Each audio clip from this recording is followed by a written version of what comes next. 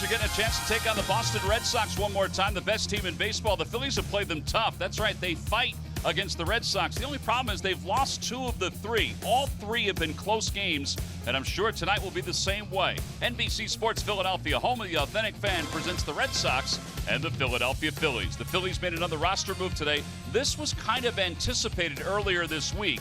Not the Andrew Knapp part. He has been optioned to Lehigh Valley, but we knew Wilson Ramos would be back at some point. He is back tonight for the Phillies and in the starting lineup. Hi, everybody. I'm Tom McCarthy, along with John Kruk. All right, so these games have been really good. The Phillies' offense, though, has really not been there, not only against the Red Sox, but in recent days and games. Wilson Ramos is in the lineup today. If anything, he should help the offense. Yeah, it's got to be a jolt to the guys on the offense. I know when a new player comes in, especially a guy who's as good offensively as Ramos has been this year for the Tampa Bay Rays, it's a help. But this is what you love about him, Tom. He can go to all fields with power. Right field off Garrett Cole, center field, and now for good measure down and in. Let me hit one out to left field. But the thing I also like about him is he's hitting almost 300. That's what the Phillies need. They need more guys on base so that the other guys can hopefully drive him in. And I think Wilson Ramos is going to be a big help to this offense. Sorry for Andrew Knapp, but we do need some offense on this team. Ramos hopefully can do that. And Andrew will be back. He'll be back hopefully by the time the Phillies turn the calendar into September. All right, one thing about the Red Sox, they are an unbelievably good offensive team. Yes. I mean, but when you look at the season series, you look at their bullpen, 0.82.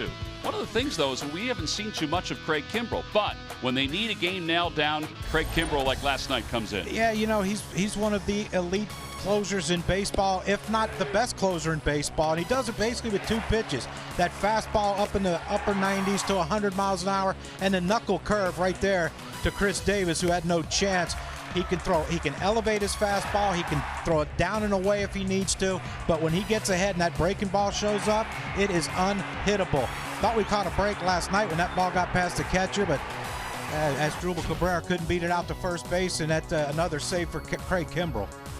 All right, so Kimbrell's number is 327 saves. That ranks first among active closers, an ERA of 1.87. He strikes out a lot of guys, and obviously the opposition's slugging percentage is minute. Now, coming into last night, he had allowed 6 runs in his previous 6 innings of work. Phillies were unable to get a run last night. Hopefully you don't see him tonight. Hopefully they have a comfortable lead and don't have to worry about the Red Sox bullpen. It'll be Velasquez tonight against Nate Eovaldi, who's been good since the Red Sox picked him up. When we return, we'll talk about Velasquez and the other starters for the Phils.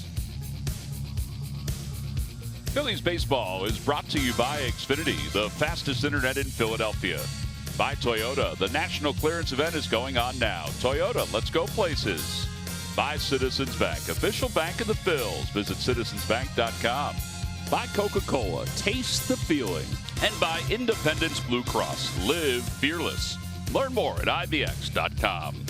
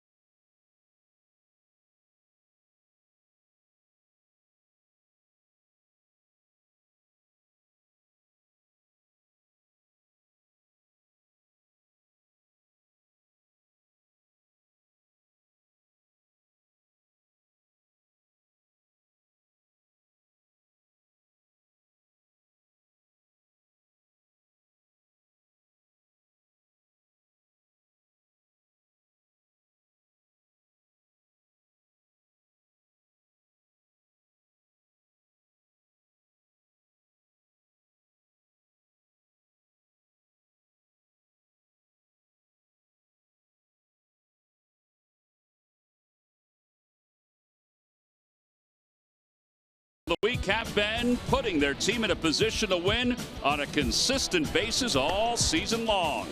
Halfway through the month of August, only 3 team starters have thrown more innings per start in 2018.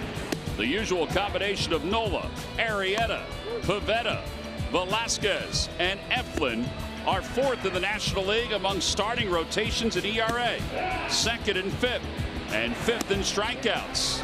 They pitch their way into a playoff pursuit, and it's brought to you by Independence Blue Cross. Live fearless. I think it's safe to say, if you think about the Phil's success this year, they are 2 games back in the division.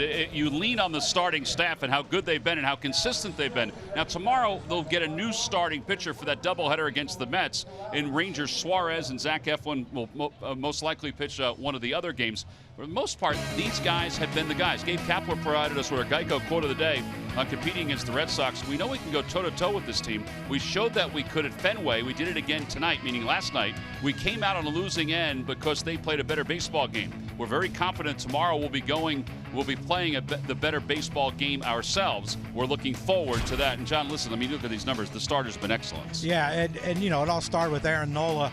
On July 30th, the 8 innings, only 4 hits and a 1 earned run that possibly could have not been no runs for Aaron Nola. Odubel misplayed a ball. Jake Arrieta, July 31st, the very next day, 7 innings, 6 hits, 1 earned. And then last night, Nick Pivetta was outstanding in his 6 innings of work, only giving up the 1 earned run. When you face this lineup and you can get 6, 7, and 8 innings out of your 3 starters against them, you have done one heck of a job.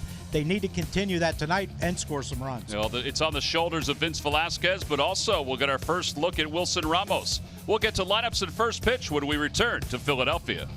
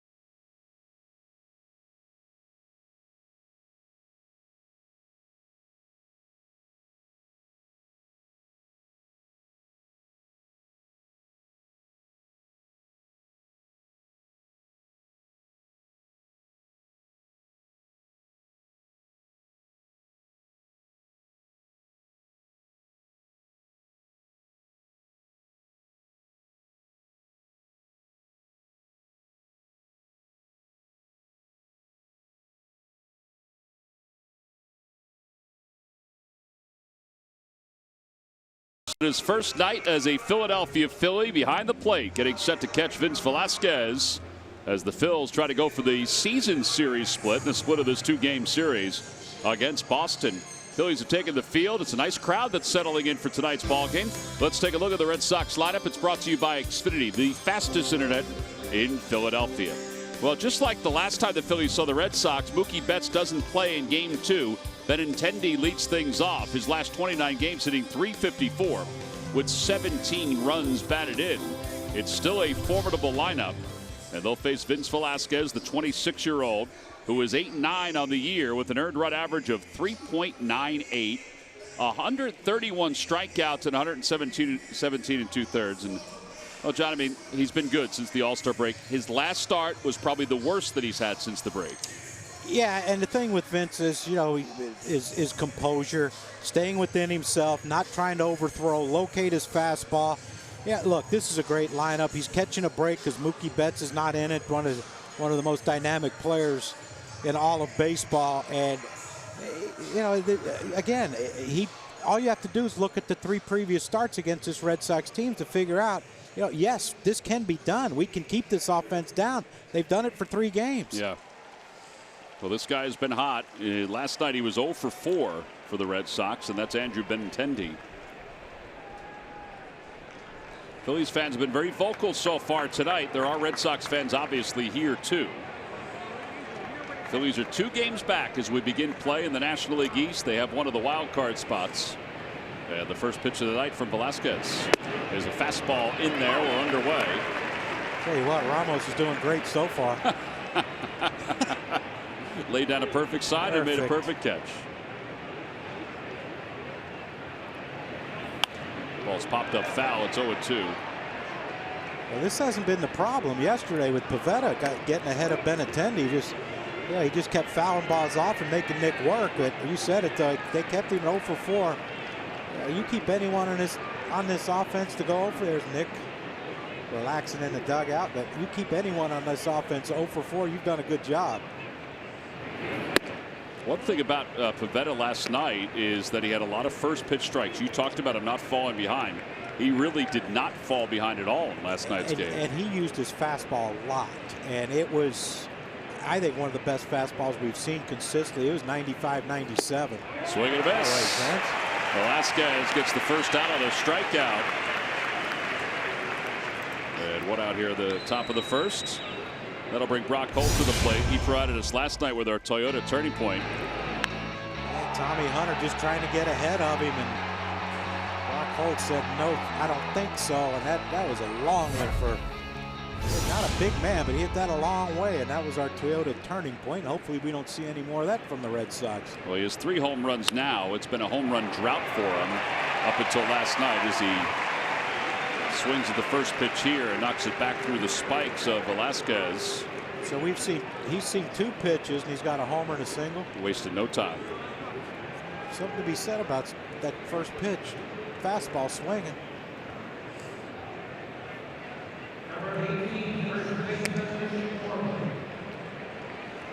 Well, now Mitch Moreland. Moreland last night was 0 for 4. Holt, by the way, is now hit in 7 consecutive games. He is the Brock star. He's been a good pickup for them over the last several years. I think every team needs someone like him. Play anywhere. At any time. Anytime. Can steal a base.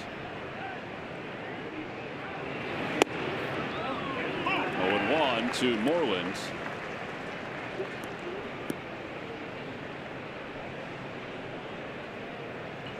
Moreland overall hitting .255 with 14 home runs and 58 runs batted in.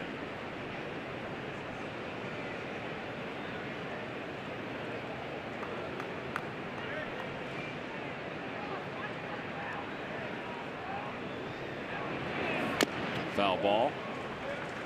Hey, I've been watching Mitch Moreland hit over the last week or so because I knew we were going to get into this series, and he does that a lot. It's like Bryce Harper. The lower half pulls off a lot when he swings. He's off balance.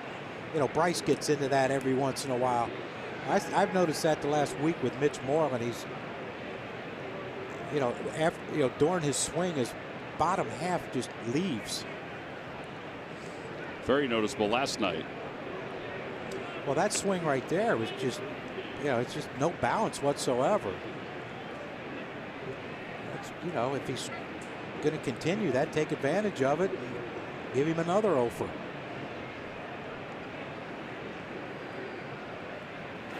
Up high, 1 ball and 2 strikes. Red Sox have the best offense in the American League. They lead the division by 10 games. They lead a team that's 31 games over 500. That's where the Yankees are. That's stupid.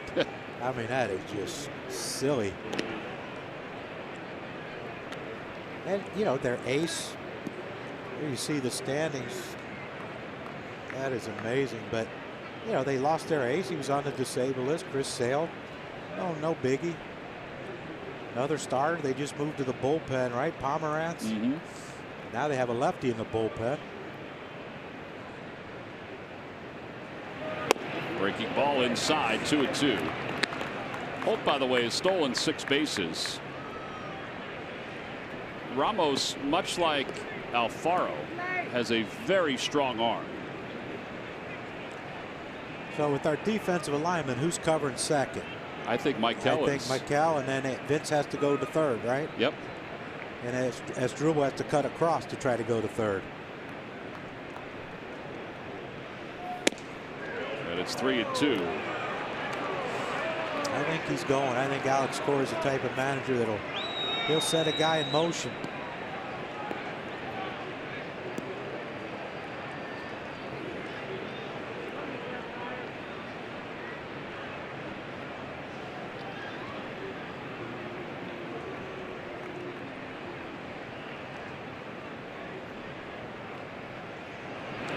Didn't go. It's swing and a miss. Second strikeout.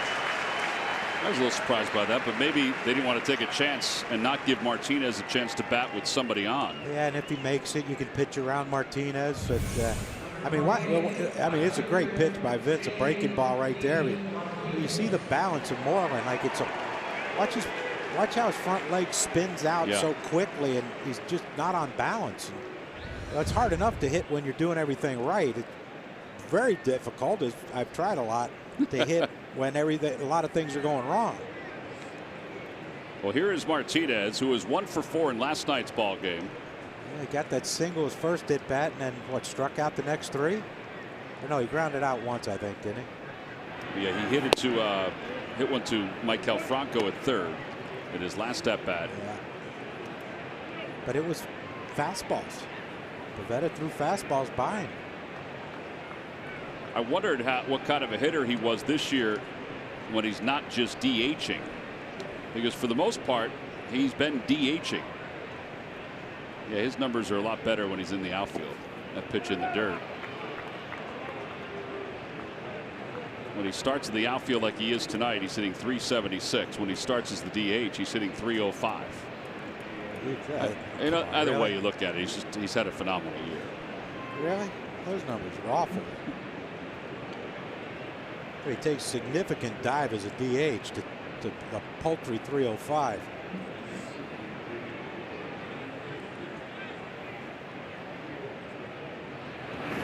Somebody asked Alex Cora the other day, would you like to see him win the Triple Crown? He said, sure, I'd like to see him win the Triple Crown. The only problem is if he does, the guy that's currently leading the league in hitting, who's on our team, would have to take a significant nosedive, and I don't want that. Very astute man, that Alex Cora. Miami grad, right? University of Miami.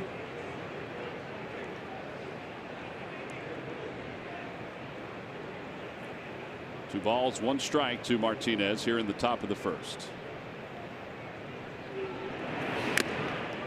2-2. When we were playing Pittsburgh, I talked to Alex's brother Joey, who I played with in San Diego, and I asked him, I said, how come Alex didn't bring you over as his bench coach? He said, oh, we'd fight in the dugout every game. As only brothers will. Oh, yeah.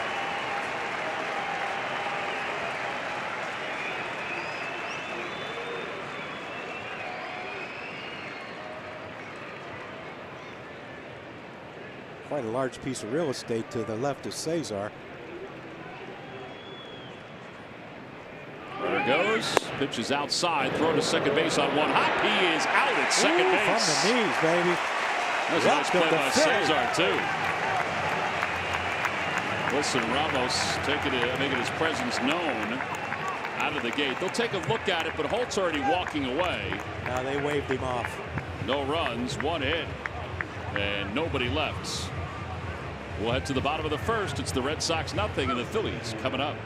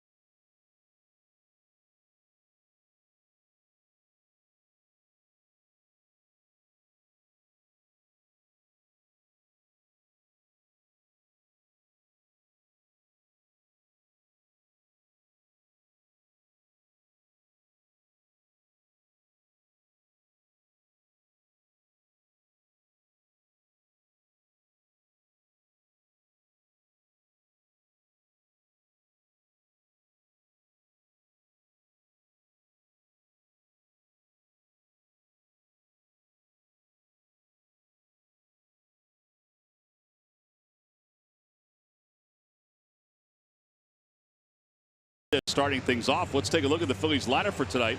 It's brought to you by Xfinity, the fastest internet in Philadelphia. Well, it's a different lineup. That's because Justin Bour is in there for Carlos Santana, and Wilson Ramos activated today and catching, batting sixth. Very good career numbers against the Red Sox. He certainly knows Nate Eovaldi well because he caught him when the two were together in Tampa. Eovaldi's 5-4 with an ERA of 3.74. He really has been an excellent pickup by the Red Sox. They picked him up from the Tampa Bay Rays. For his career, he's got a high ERA. This will be his fifth start against the Phillies, but take a look at those numbers post All-Star break. Power arm too, 97, average 97. Curve, cutter, slider, change, 5 pitches. You know, at some point, would you think that someone would say, why don't you just use 3? Figure out which breaking ball's the best for you, curveball, your slider. Well, he throws the cutter, they say 45% of the time. I don't know if he has a natural cut or not, but that was 96. That's not a cutter at 96. Wouldn't think. Well, never know. Sir Anthony's. Yeah. But that's a 4-seamer, right? For Sir Anthony, it's not a cutter. He just cuts. There's the cutter. And it's 1 ball, 1 strike.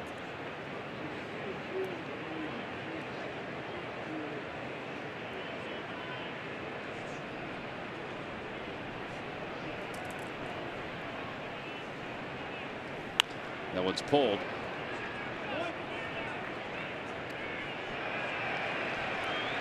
A heck of a play down there right field line by the ball girl. Stayed with that hop. 1 ball, 2 strikes to Cesar, who was 0 for 4 last night.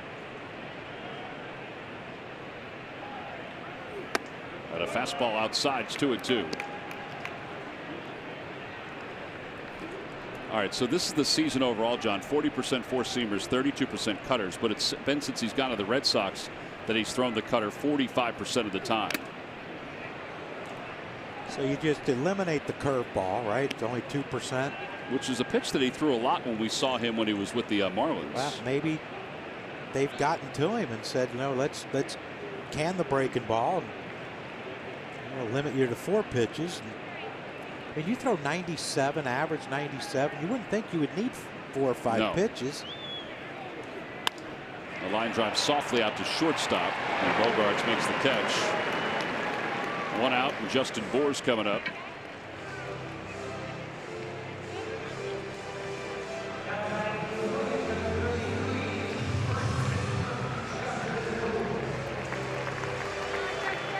Bour walked in his pinch hit appearance last night. Gabe Kapler said he came back to the dugout as if he had just doubled in the go-ahead run. He said he was so excited that he got on base to try to get something against Craig Kimbrell. Well, I said it last night on the post game. They were asking me about Carlos and the struggles, and you know, I know myself personally that getting a day and just say no. You know, Jim Fregosi did this to me. He said, "You're coming to the ballpark. You're not going to hit BP. You're not going to do anything. I want you to just sit and watch a game. Just relax your mind, get all the bad stuff out of your head, and it helps." And you know, I think that's probably what Gabe is doing right now with Carlos. Is, you know, sometimes you need a day just to clear your head. Yeah, Gabe made a point of emphasizing today, Carlos is the starting first baseman. That is exactly what this is. It's just a day to get Bour in there too, to get him some at bats. 2 balls and 2 strikes to Bour.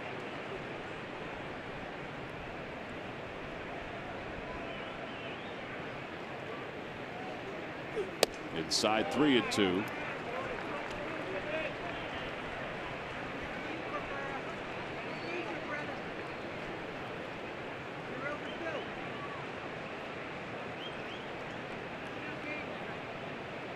Cabrera waits on deck.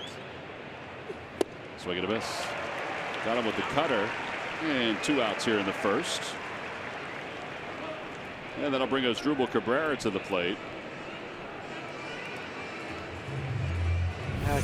Tough thing is when a guy throws 97, you get 3-2 count, and he throws that backdoor slider. Just makes it so difficult to make contact, as you saw right there with Moore, but that's where you can't miss the fastball, man. You know you're going to get one. Yep. Cabrera lines one in the left field, so he's aboard with a 2-out single. And that'll bring Rhys Hoskins to the plate. Well, Rhys tied the game up last night with our giant home run replay. Basically, the only mistake that Rick Porcello made the whole night was that breaking ball. He didn't get it away enough, didn't get it down enough, and good sign for Rhys, who's been struggling to get that home run, get the Phillies on the board. And that's our giant home run replay. Well, I think you and I were both in agreement last night, and Gabe said this after the game, that, I mean, Porcello was really good last night. Yeah, he was. That's right, you know, and you look at Porcello, he was 90, 91, nothing overpowering really. And now you get a guy throwing 97 to 100. And, you know, today it's just, you know, the battles that hitters have to go through on a daily basis is unbelievable. You know, the starting pitchers get 4 days to prepare for their next guy. They can watch tape for 4 days. You got 1 day.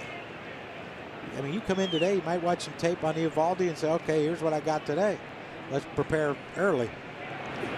Outside, 1 ball, 1 strike. Now, if I was a hitter, I would have been right in Wilson Ramos' locker when he got there. I'd say, tell me about this guy. What do we got?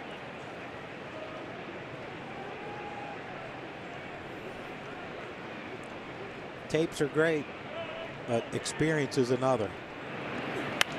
Fouled away.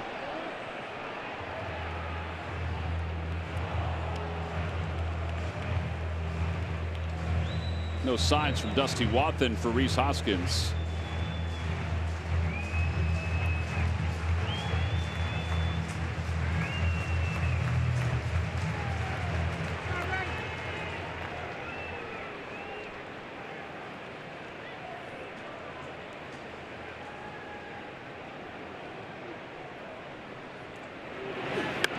Fouled away.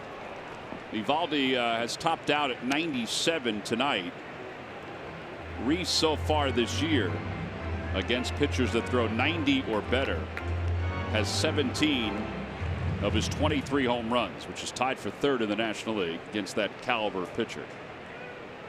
His slugging percentage is 5th against that velocity. Another one fouled back, this one to the Hall of Fame club. He just missed that one too, boy. He knows it. He has it. He had a really good swing on that one.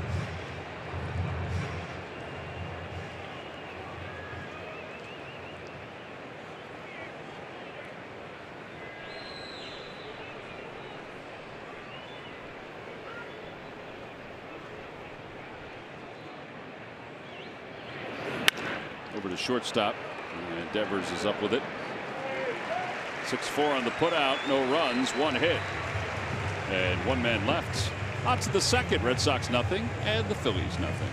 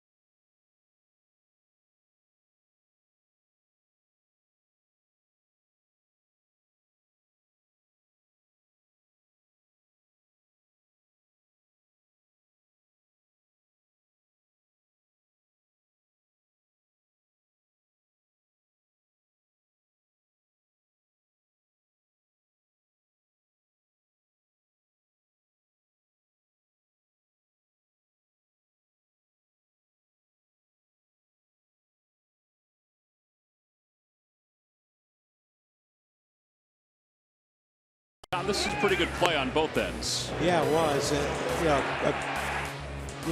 Nothing Ramos could do. That ball's down and away. Tough play. So he just stayed on his knees and made the throw, and then he short hopped Cesar. And for Cesar to catch the short hop, most guys have to come up with the glove to catch the short hop. He stayed down on it and made the tag on Brock Holton.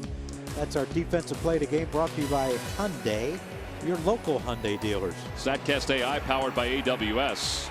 Arm strength was 77.1 miles an hour. That's where I think it's amazing to think about Alfaro. I mean, Ramos is a very good arm. Alfaro's average is about 89 miles per hour. 0-1 to Martinez, who was up when the caught stealing took place.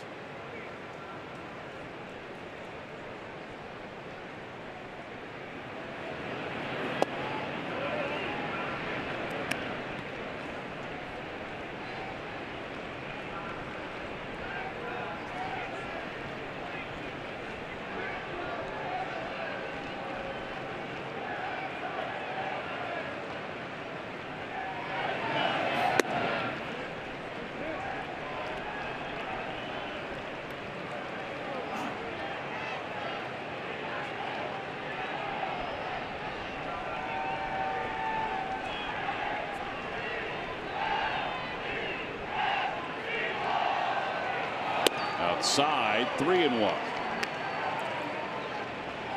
Okay, this is an important pitch here.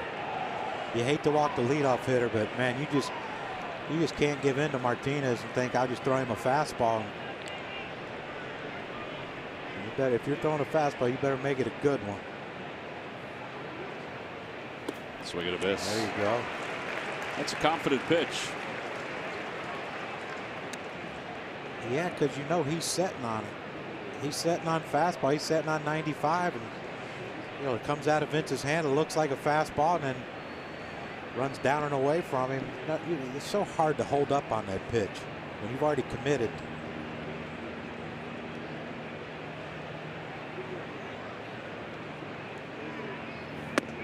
Up and in with a fastball, and first walk issued by Velasquez. The lowest hard hit percentage on fastball since the 1st of July. That represents our Nissan upgrade to the technology of tomorrow today. And hard hit percentage is anything hit with an exit velocity of 95 or better. Is the Central and the West not participating in this this quiz? Nope, we have not brought them in. In this little tally thing we got going? We have not brought them in. We just decided it was all about the East.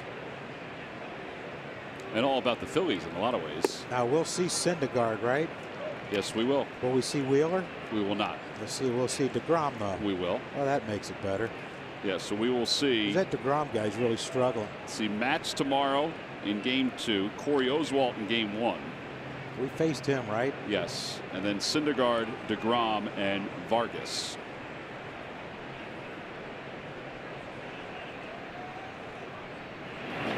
Ground ball, shortstop. That should be 2. There's 1 and 2. That's a beautiful thing. Yeah, you work your tail off against J.D. Martinez. You end up walking him, and then one pitch to Bogarts, and you just fastball. Was that the first pitch? It's a fastball that ran in on his hands, and you see he tried to bring his hands in to get to it, just couldn't get there quick enough. And nice little roll over to Asdrubal, and let's turn this baby and let Jackie Bradley hit with no one on.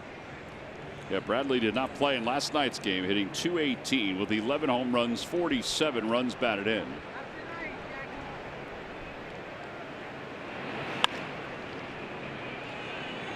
Another chance for the ball girl. Another clean play. Remember when Jackie Bradley was in his first spring training? I mean, he just tore it up. I thought, man, this kid's going to be just a really average, really good average hitter with some pop, and it's just been a struggle for him offensively. One of the best defensive outfielders in the American League.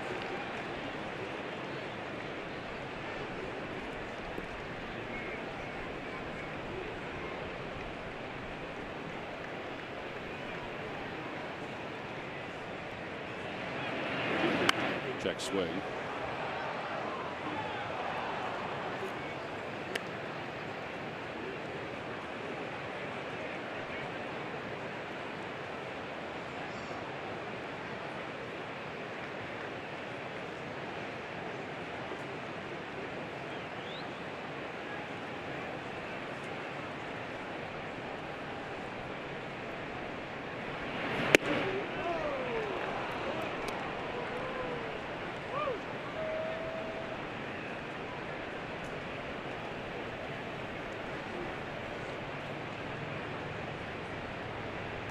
How about a backdoor breaking ball here?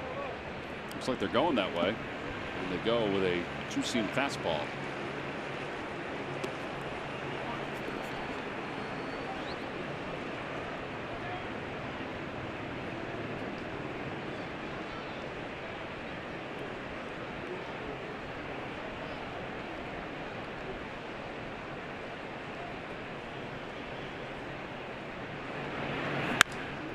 That's through the hole on the right side. It was 96. It didn't get to the outer edge.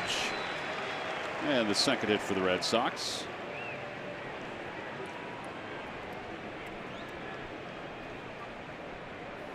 Well, we mentioned that the Phillies will take on the Mets tomorrow. It begins with a 4:05 single admission doubleheader, and then 6:05 on Friday. After the game, it's the Old Dominion post-game concert. Saturday's 4:05. It's the IBEW Local 98 Jake Arrieta nickname T-shirt. Go to Phillies.com to purchase your tickets. There are seats available for this weekend's games. A lot of tickets sold for Friday night's game. Have we made our decision? Are we staying for that? I'm staying for that. Are you going to stay here, like up in the booth, and watch it? I haven't decided yet. My brother's coming, so I might sit down by him. But if not, do you like him? My brother? Yeah, I do like my brother. Okay. Yeah. But it's debatable if one of my brothers was here whether I'd sit with them or not. Well, I think they felt the same way then when they were here by themselves. Weren't they here? Yeah. They never reached out to him. It's great. Bonding. Right. We'll do that in a couple of years. The bonding thing. I know Schmitty said something about maybe staying up here. Right? Because he'll be here Friday. You going to meet them before the game? If I'm here. Sometimes I don't get here too early, but yeah, I mean, why don't they come up here and watch a game with us? Well, three-man booth on Friday. We probably have a little crevice of space. Bring them in. Bring them in one at a time.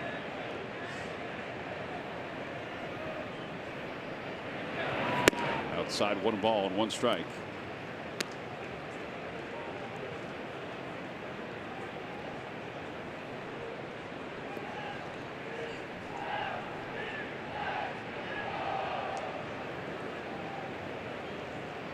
Trying to get an Eagles chant started, aren't they? There's been a smattering of them around tonight. There was a sign last night putting up the score of the Super Bowl, reminding the Red Sox fans who are here, who probably are Patriots fans, what the score was. Oh, yeah.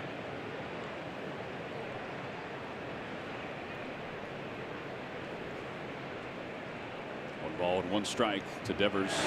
Swing and a miss. They throw behind the runner. It goes right on by Bohr. Bradley's going to get to at least third. Williams got to get to it. And he'll be stopped at third base.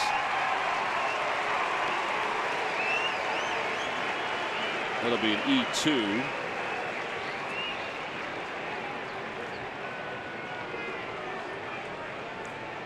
All right, it's 1 ball and 2 strikes. He was off pretty far. Yeah. Just looked like that ball hit right on the lip, didn't it? And just skipped underneath the glove of Justin Bohr. Well, if Nick was playing any further over in the right field, that thing gets to the wall. Bradley scores easy. No question. Well, you got to make a pitch here, Vince.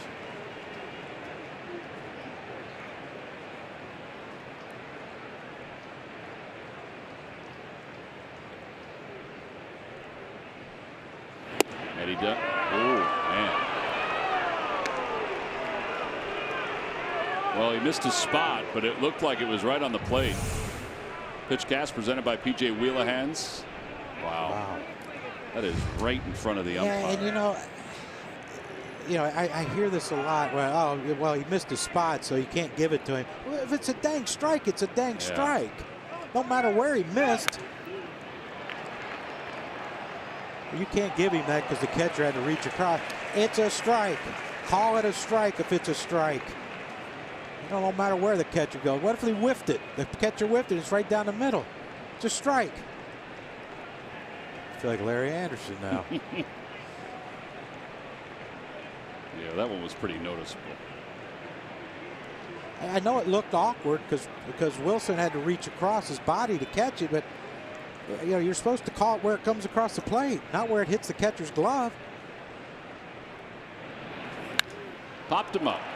Hopefully it's not going to matter as long as Asdrubal Cabrera can put this one away. And he does. Just a couple extra pitches, no runs, one hit, one man left over at third, middle of the second. Red Sox nothing, Phillies nothing.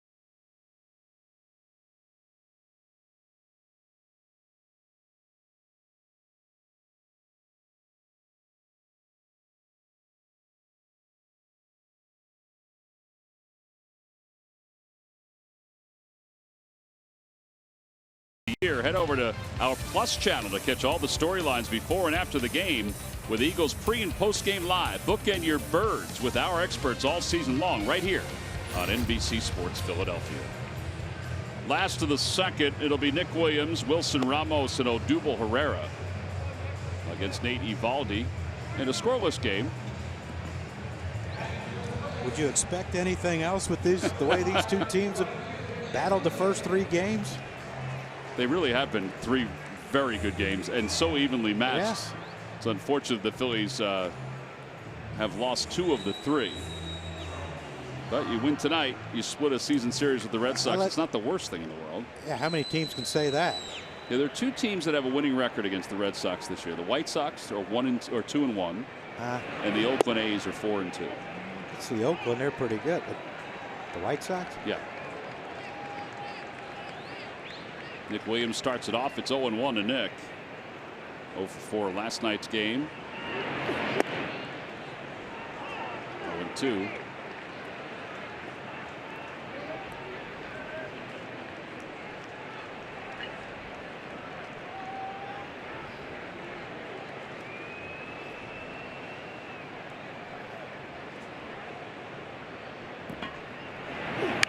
Fights it off foul. Oh. In and out of the hands of a gentleman down the third base side. Red Sox are 11-1 in the last 12 games.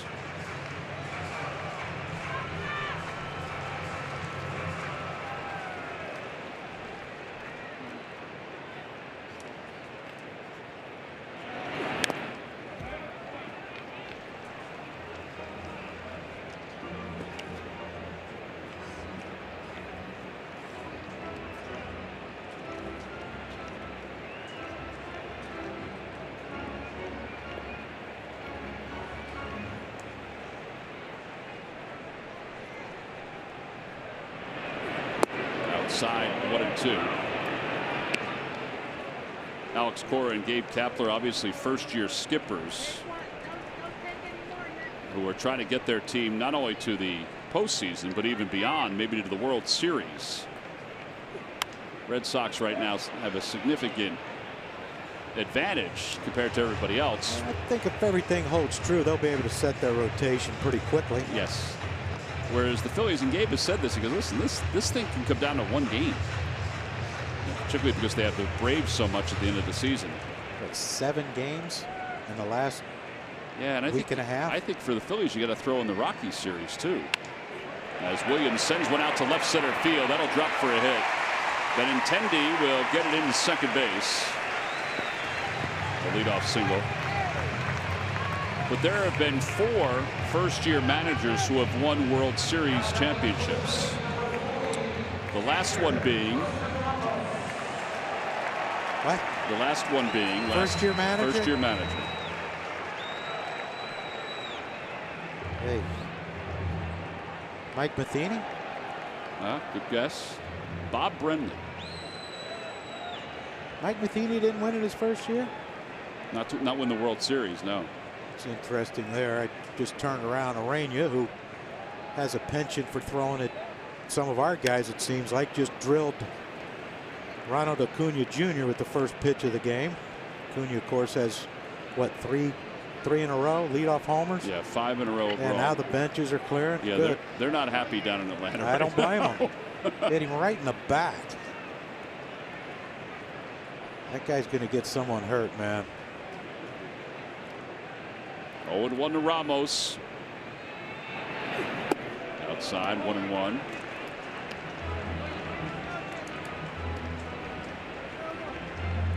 Ramos this year was hitting .297 with 14 home runs with Tampa.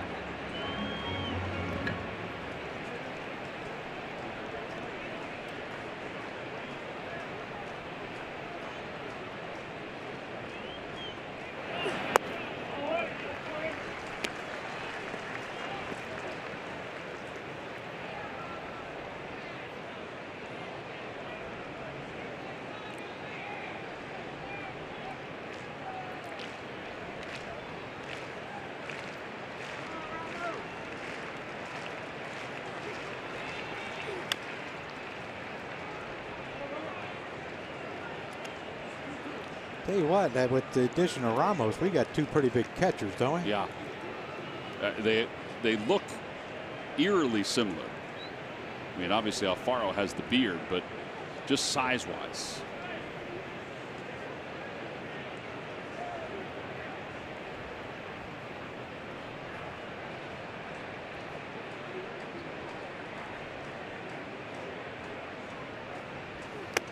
Swing and a miss. 97 on that fastball.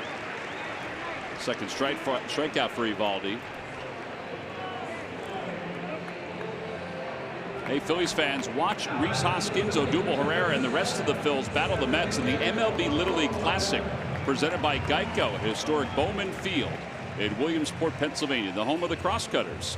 Catch all the action Sunday at 7 p.m. Eastern on ESPN. God, you can keep eating your ice cream. Gosh knows we would. Without hesitation. Throw over to first, and Williams is back.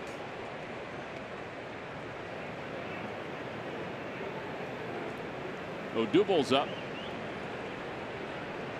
His average is down to .270. I think one of the glaring things too, John, is that his on-base percentage is down to .324. Well, he's been overly aggressive, and I think personally, from what I see, it looks like he has become basically a dead pull hitter.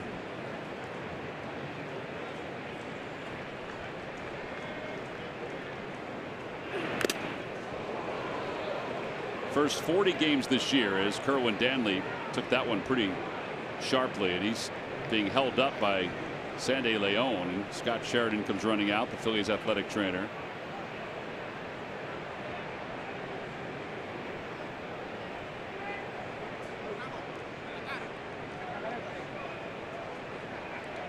you what, that might have been the best play Sandy Leon's ever made, man. I was pretty quick to be able to turn around and catch him before he looked like he was going down.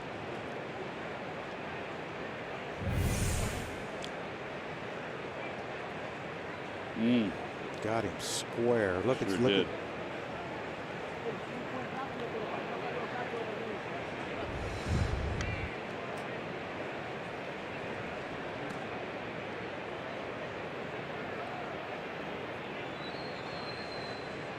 Ted Barrett's the crew chief. He's the one with the gray curly hair. As Scott Sheridan is taking a peek at Kerwin Danley, doing a lot of the talking. Kerwin said he's all right. They're going to let him go.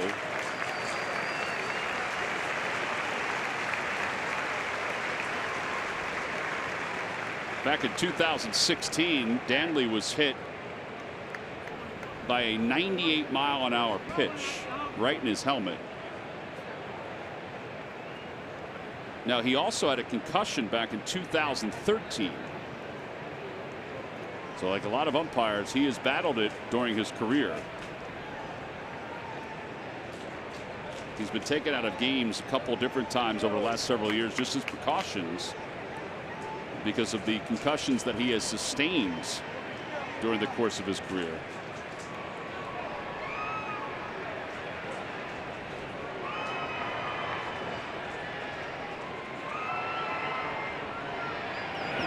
Odubel fouls it back. All right, so here are the numbers for Odubel, John. First 40 games of the year, hit .361. On base percentage, .431. I think we kind of expected it wouldn't last that long. Not those numbers. No, but somewhere in that neighborhood. Well, since that time, and we're talking, you know, over 100 games. He's hitting .224 with an on-base percentage of .267, and his strikeout rate has nearly doubled. That one's out to center field. Bradley on the run, back toward the track. He'll get to the spot and make the catch.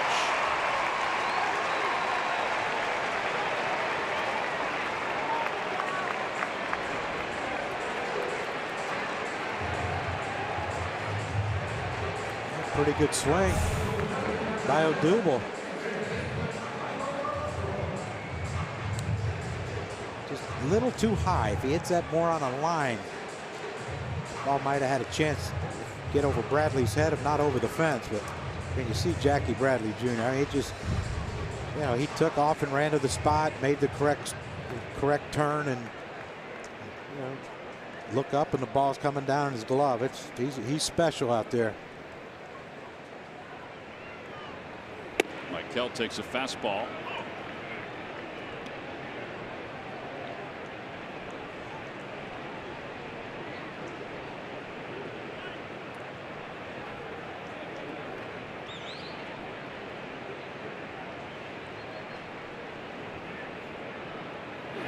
Back toward the middle, off the glove of Evaldi, and Holt from his backside throws out Nick Williams.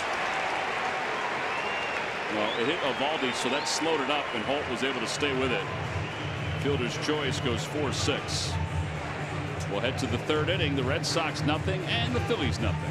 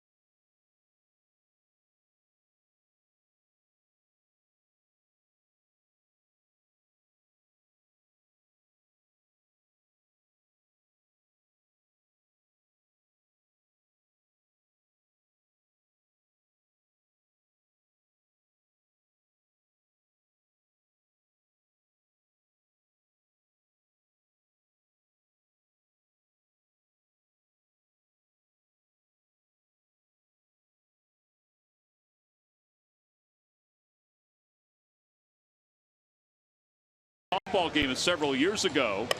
It is the TV and print versus the radio and web, and radio and web did get the victory earlier tonight. They had to play with 90-foot bases. There's a little bit of a rundown. Watch out! I saw this live. I felt bad. There's the check presentation. So many sponsors from the Philadelphia area contribute to the PAL. And Police Commissioner Richard Ross watched the first pitch. Wow, that was a pretty good toss. That young man is part of the PAL and part of the 12-year-old baseball program that just finished up. And Commissioner Ross joins us up here in the booth. All right, so it's the 40th anniversary of the softball game. Right. 47th year of the Philadelphia PAL. It's amazing that it seems like it just keeps getting better and better each year. It does. The partnership is wonderful. We can't say enough about the Phillies and what they've done for PAL year after year. Helps us with our mission of cops helping kids.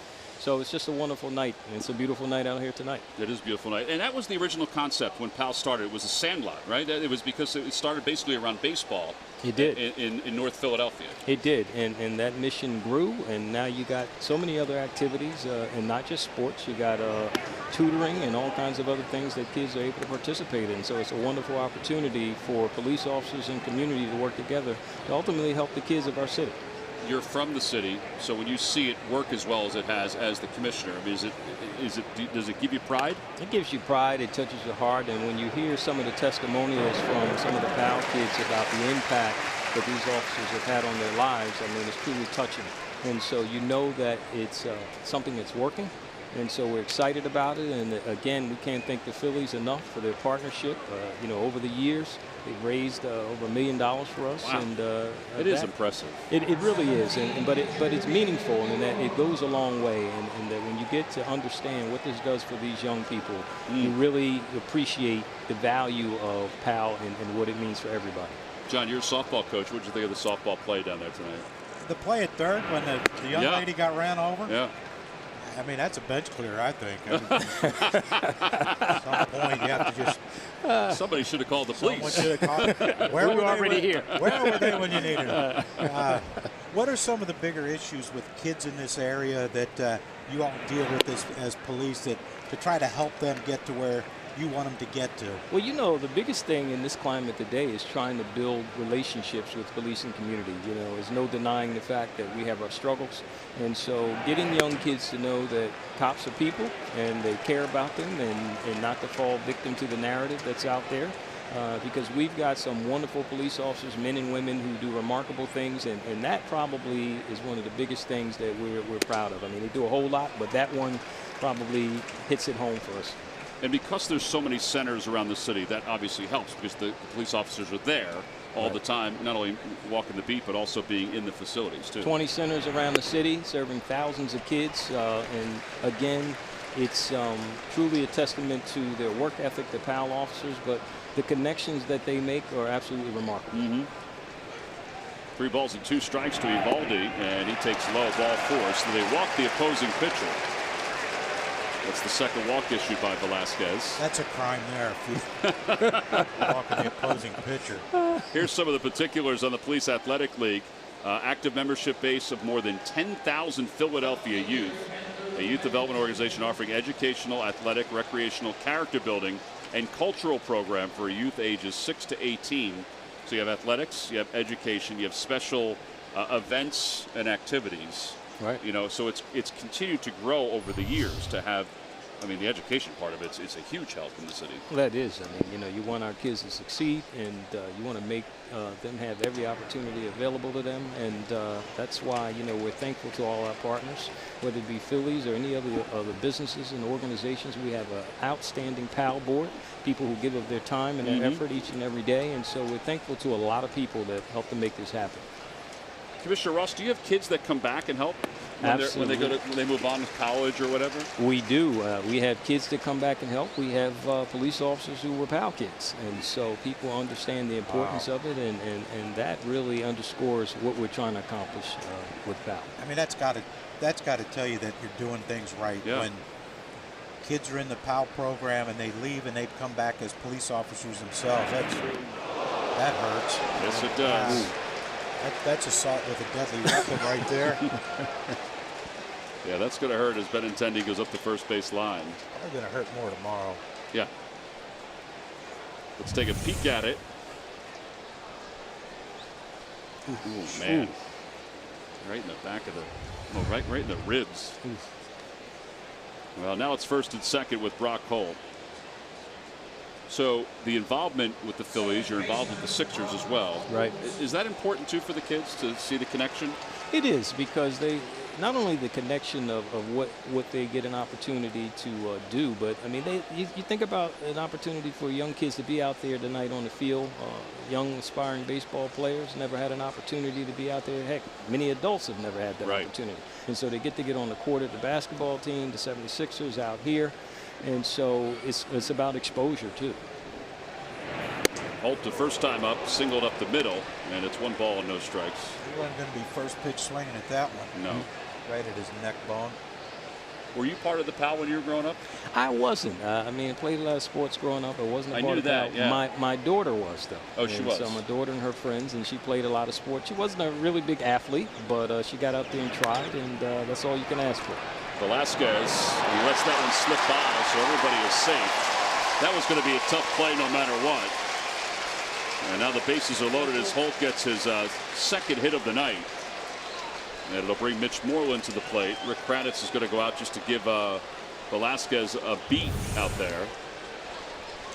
Yeah, normally Vince would make this play, but see all that mud on the ball, but it just got past him. And you know, you see where Cesar's playing. He's playing for the double play. He had a long way to go.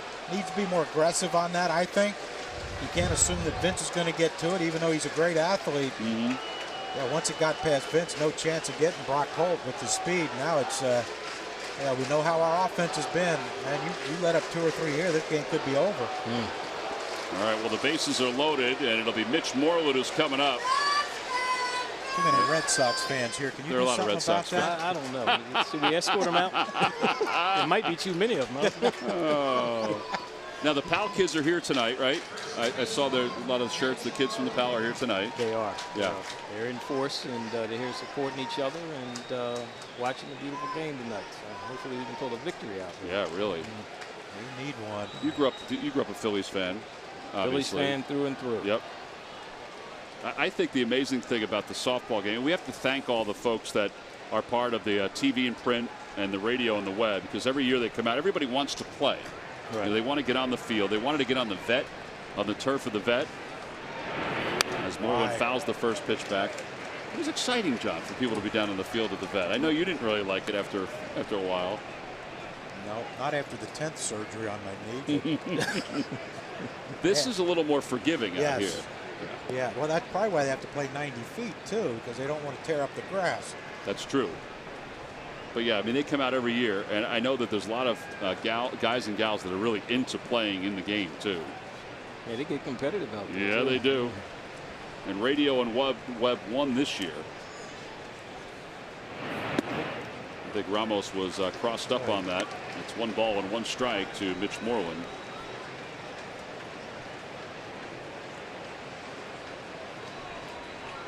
Do you have ways for people to get involved in PAL if they wanted to, businesses or individuals if they want to get involved? Yeah, I mean, they can either go to our website or they can contact PAL directly. But we encourage as many people as possible, particularly our businesses, because we always need support. Yep. There's a liner to left center field, and it gets past Odubel, and that's going to clear the bases.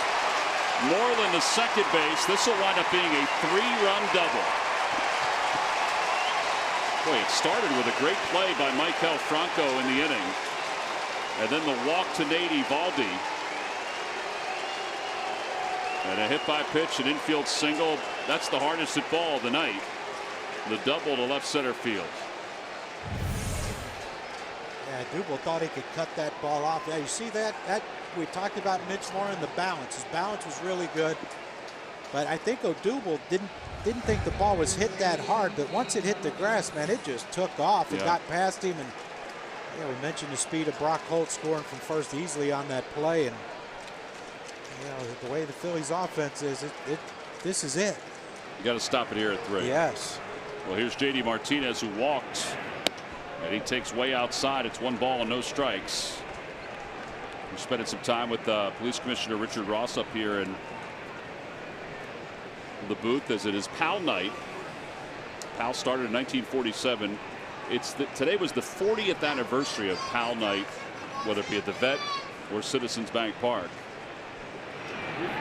In the dirt, and it's 2 balls and no strikes. Yeah, long-standing relationship that we're very proud of, and couldn't say enough about the Phillies for what they continue to do for us each and every year. Now, each center, you said, is staffed by police officers. How is that set up? Do people volunteer for that? Do they want to be part of it? Well, there are police officers who actually have to be interviewed. They actually go through a vetting process. You have to have people who would be engaged enough with these young people, who are motivated. Because, you know, it's a different kind of interaction, but it's a great thing. Yeah. I can't say enough about him. 2-0 to Martinez. Now, first base is open. They may try to pitch around him.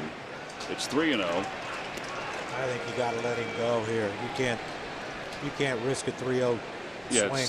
Let him go to first base. Yeah, just let him walk down there. And you got Bogarts on deck, who has hit it to a double play. You know, a lot of years we do this. It's like a quick 1-2-3 inning, and you're not always able to get your message across. This is an extended inning for you. Yeah, a little more time than I'd like, actually. Yeah. I don't think you're alone on that one. I mean, you like it to be 0-0 still, and the Phillies coming up in the bottom of the third, and you enjoying the rest of the ball game. Exactly. Well, it's 3 balls and 1 strike. Any plans for the PAL? Any additional plans that you can tell us about in the future that, you know, programs you're going to add or anything like that? Well, I mean, we're always open to new programs, but the big thing is opening more PAL centers, making sure we can reach as many communities as possible, and that's the goal, so that as many kids have an opportunity to get involved in PAL because of what we know it stands for and the impact that it has across the city. Is that a good part of your job? Because I know you have so much other stuff going on. Is to try to get more centers open while you're dealing with everything else in the city? Well, you know what? That's why you got a lot of staff that are working for you. Otherwise, you wouldn't be able to get it done. But again, you know, PAL in and of itself, our PAL personnel, particularly our civilian side, they're great. Yeah. So, I mean, we couldn't do it without them, with Ted Qualley and his people, along with our PAL folks, because all this is a team effort, and without it, we wouldn't be able to accomplish what we're accomplishing. Well, Commissioner Ross, we appreciate your time. We're going to let you go enjoy the rest of the game, and we're going to try to get the last 2 outs in this inning. I hope so. Nice to see you both. Yeah, right? Commissioner Ross joining us up here in the booth. They do great work with the PAL, and we appreciate everything that they do. And it's a great night. And thanks to all the folks who donated that presented the checks here tonight as well. Obviously, PAL couldn't do that. It's since 1947. Philadelphia PAL started. It's the 40th anniversary of the softball game that took place. 40th anniversary.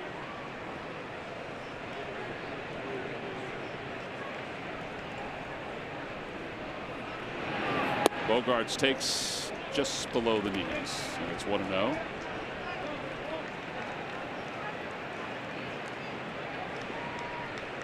Hector Neris is starting to warm up in the bullpen for the Phillies.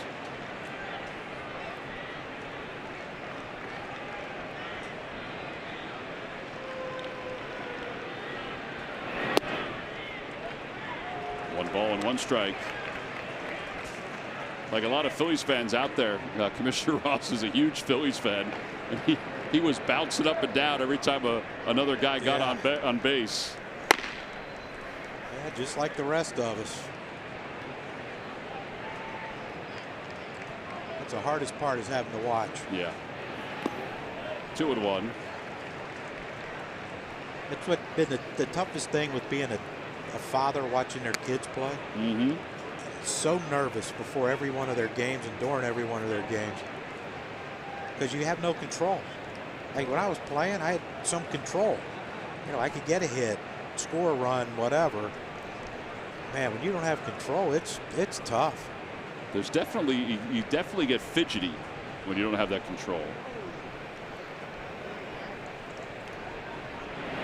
Inside, and it's 3-1. And here's the issue too. You know, Vince continues to struggle this inning as he leads off the bottom of the third. It's kind of too early to make a double switch. Yeah, I agree.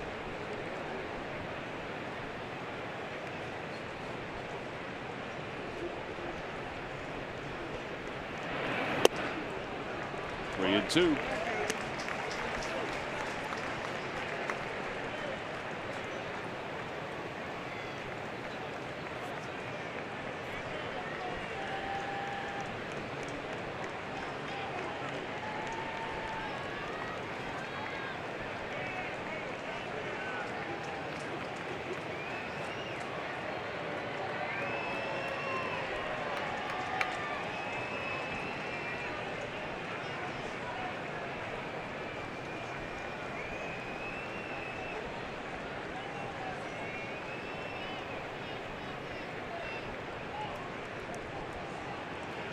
We need something to get this crowd involved somehow. Yeah.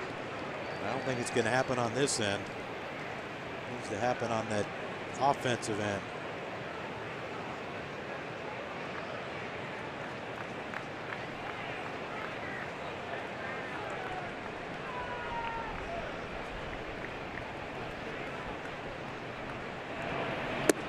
And ball 4. The bases are loaded. Well, that may be it for Vince.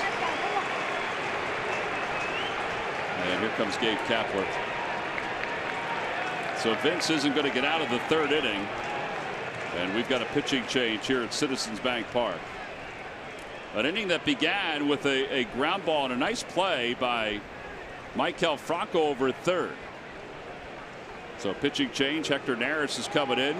Phillies trail at 3-0. And the Red Sox still have the bases loaded with 1 out when we come back to Citizens Bank Park.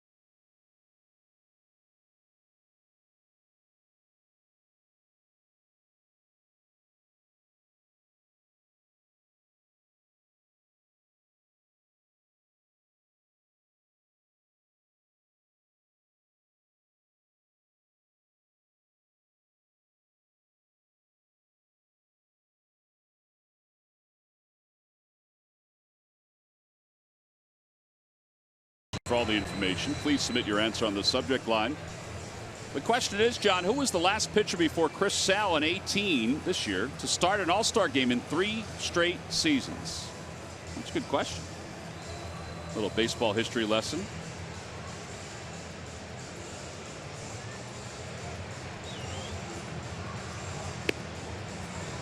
Well, the Phillies trail at 3-0.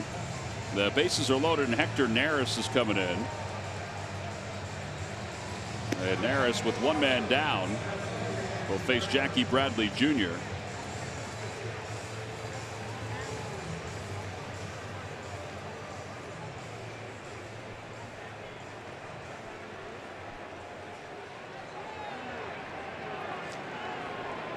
Bradley singled his last time up. Saw Hector's numbers. He's back from AAA. Well, reports are that he was able to find his changeup, which is a good thing. His split. Yeah, he delivers a fastball outside, 1-0. He told me yesterday he thinks he figured something out down in Lehigh Valley. So let's hope it translates here. Under the watchful eye of Dave Lundquist, the pitching coach down there. There is the split, and it's sailed, and it's 2-0.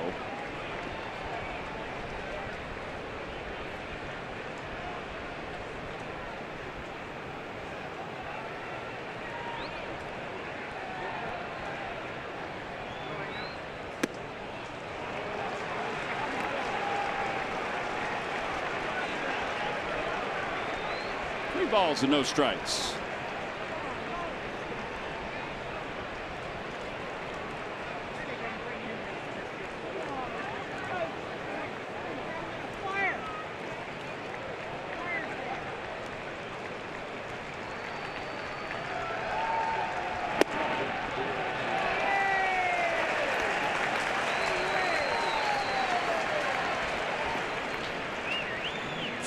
Assuming he's going to throw another one out there. I would think so.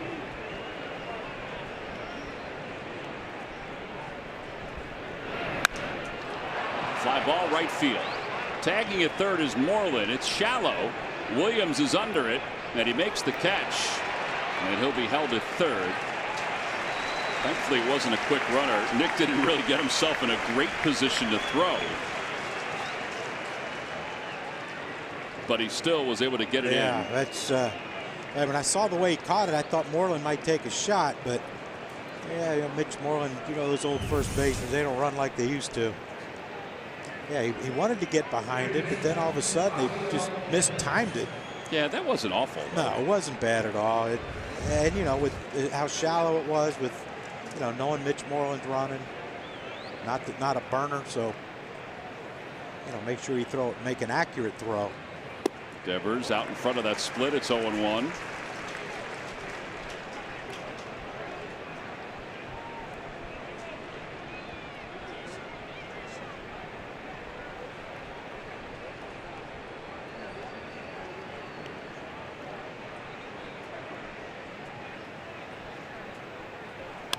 Fouled away.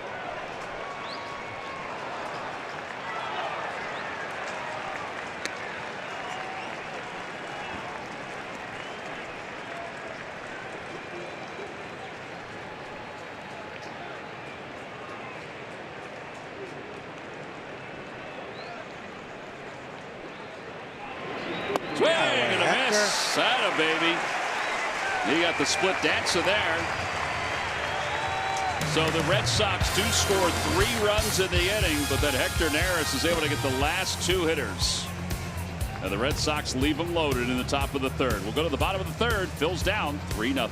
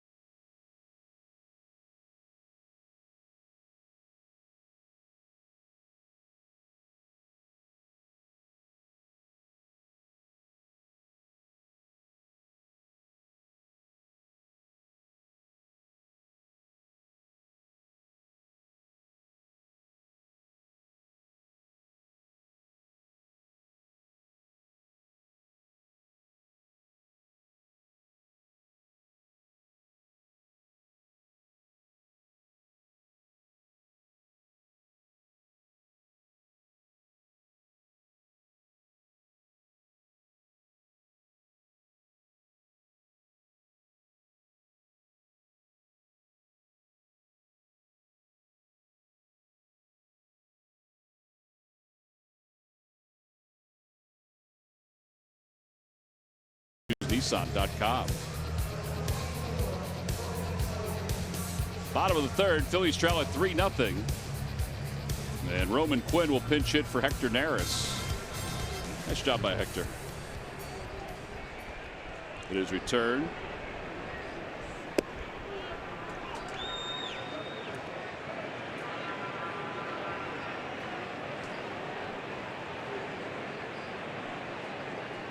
Hector was very nice trying to get back here, as that ball is lined right back to the mound. He was very happy to be back in Philadelphia. Everybody that was down in Lehigh Valley said he was a consummate pro. Did all his work, went down there to work, with Dave Lundquist. He also was down there with Pedro Beato, who was his workout partner in the offseason. And he said that Pedro kind of kept him straight, too. He said it was nice to have a friend just to, if he felt like he was doing something wrong, Pedro had a pretty good idea of what he was doing and could help him get through it. I know one outing doesn't, make a return, but the Phillies, if they're going to do anything down the road, they could use that extra arm in the bullpen. Yeah, without question. And he's been a good pitcher, and he just lost it this year. And it's what you love to see, though. There's Austin Davis down there, going to come in the 4th inning for the Phils. But some guys lose it and never get it back. And the good thing you hear, all the good reports, is that he worked hard. Yeah. He didn't go down there to pout and mope and complain that this is unfair. He went down there and got his work, did his work, and got it back. And like you said, he did fall behind Jackie Bradley, but he came back, made a good pitch. Cesar lines one to left, and Benintendi will make the catch. 2 outs here in the 3rd, and Justin Bour's coming up.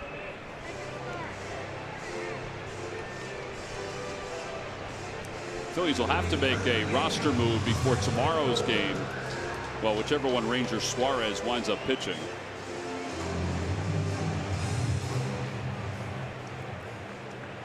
You have to assume it has to be a bullpen guy, doesn't it? Yeah, Gabe said it would depend on how this game went. As Bour lines one to left field, so he's aboard.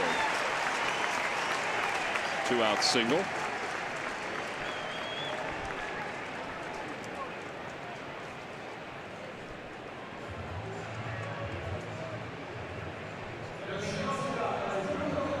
And here's his Drupal Cabrera.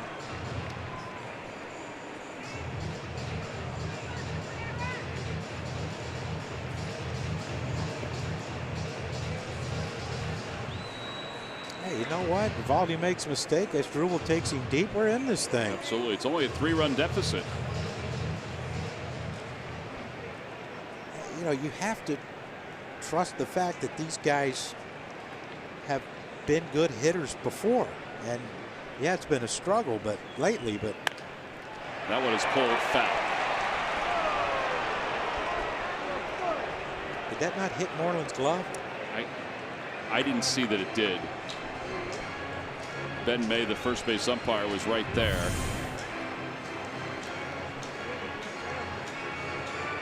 Nope. I think the Phillies are thinking the same thing that you were thinking. They did take a peek at it.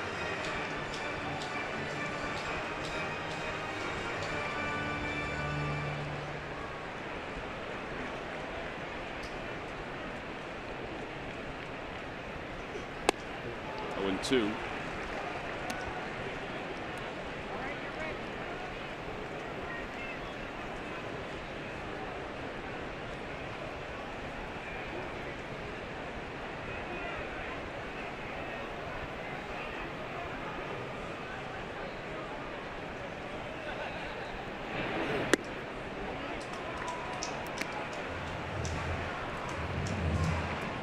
On our out-of-town scoreboard, Miami leads Atlanta 1-0. Ronald Acuna, we mentioned, was hit by that pitch in the first inning to start the bottom of the first. He's now left the game. Yeah, it got him good right in the elbow. Hardest first pitch he's thrown in his career. So there was bad intentions with that pitch. Yeah, and Urania, I think, was thrown out of the game. It's the fourth. He's the 4th starting pitcher since 1920 to hit the only batter he faced in a game. Rightfully so. The umpires must have felt like there was intent right out of the gate. Swing and a miss and an off-speed pitch. Strikeout number 3 for Eovaldi. No runs, 1 hit, and 1 man left. We'll head to the 4th. The Red Sox up 3-0.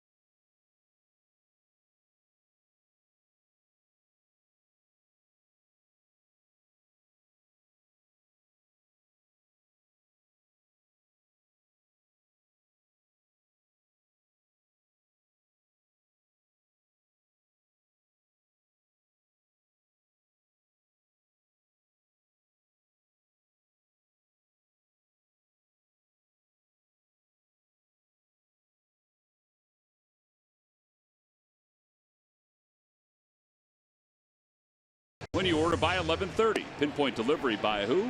Who but WB Mason. Phillies trail at 3-0 as we take a look at the Boardwalk Eats. Stands out in left field. Bull's Barbecue is part of that. You can see it right there. I don't see Bull. Is he there? He must be resting.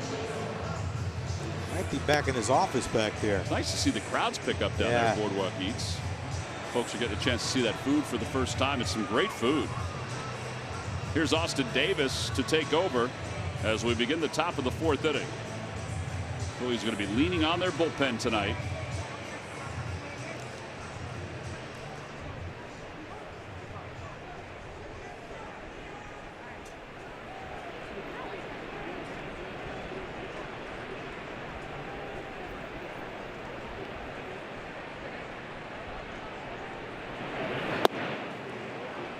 Sandy Leon, who started the last inning on a nice play by Maikel Franco, leads off.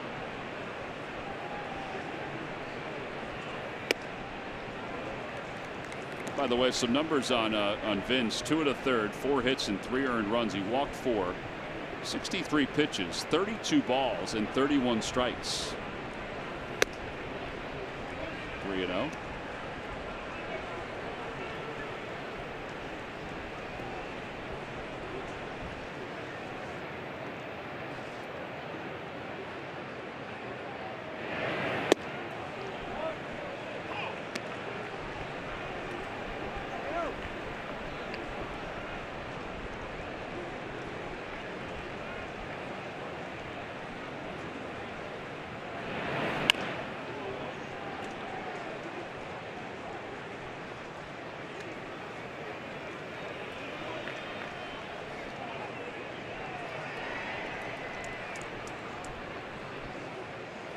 Was it yesterday or the day before was National Left-Handers Day? Yes.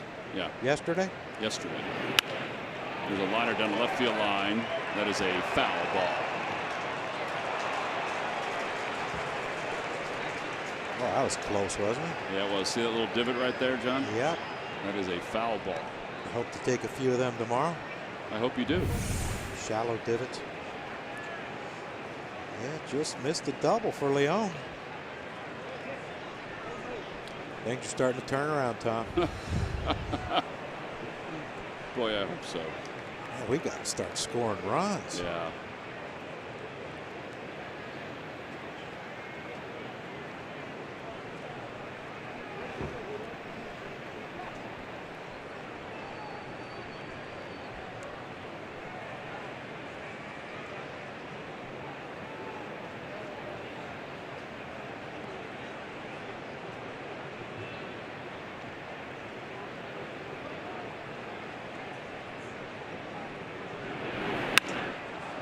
To left field. Hoskin going back, and he is there to make the catch.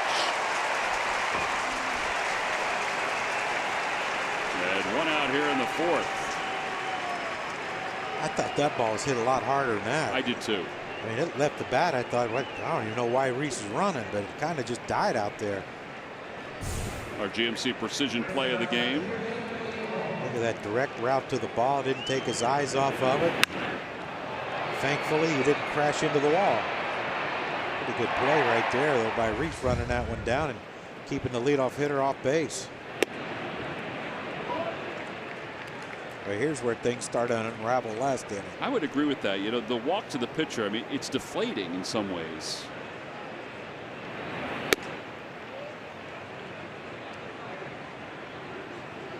Eovaldi walked on the 3-2 pitch.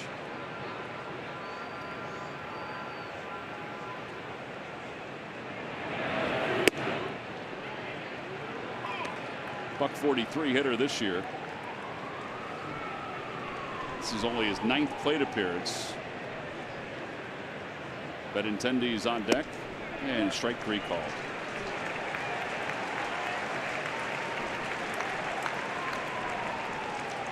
I'm not sure if Eovaldi was ever going to swing. He may not have swung his first time up. Didn't need to. Like what? I don't understand that. Like,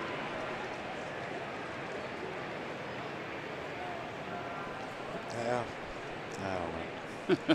Things change. Everything's different.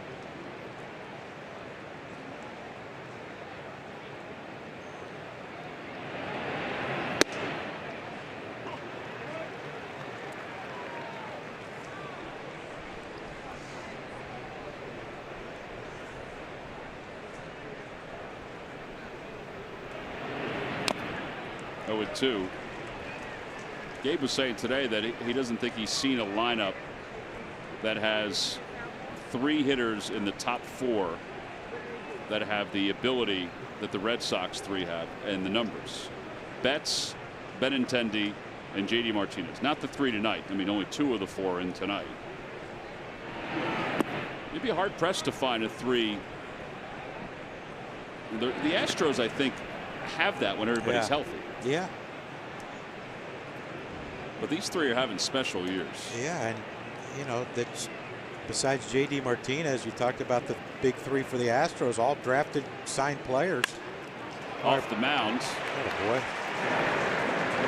6-3 on the putout. And Austin Davis with a 1-2-3 top of the 4th inning. We'll move on to the bottom of the 4th. It's 3-0 Red Sox.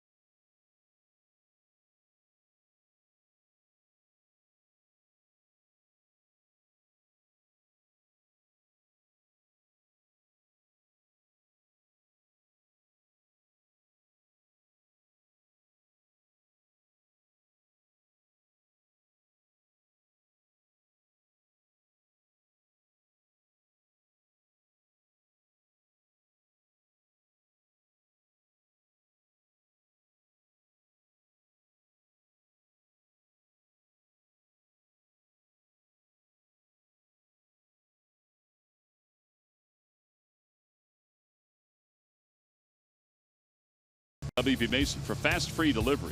Nobody does it better. Phillies trail at 3-0 as we go to the bottom half of the 4th inning.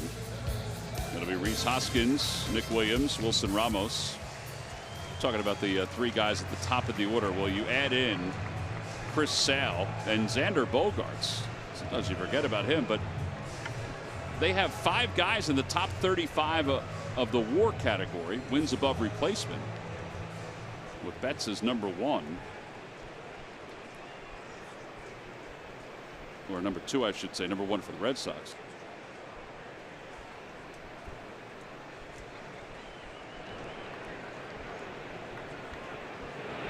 Hoskins takes outside. It's 1-0. How many at bats has Rhys had against the Red Sox? Probably what, 8, 12, 13, 14 at bats?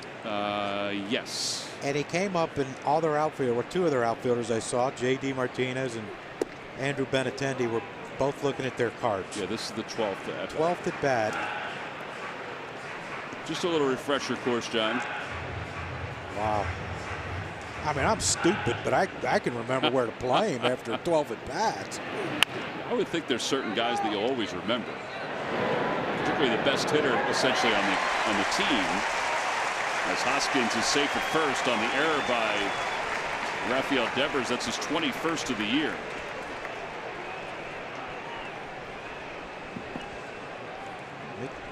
Mitch Moreland usually pretty good with the glove over there. That one, first of all, caught him in the shin. The low throw, and see that skip? Yep. I had to hit the lip and just skip. Usually that ball bounce up a little bit. Just skipped on him. Nick hits a hard ground ball down there. He ain't gonna have much range right now.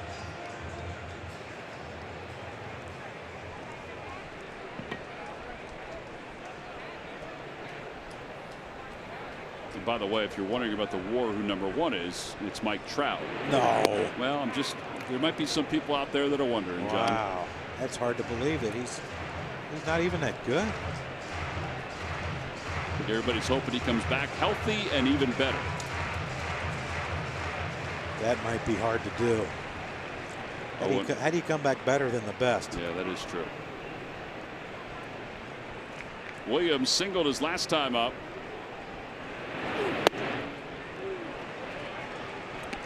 He fell behind in his last at bat.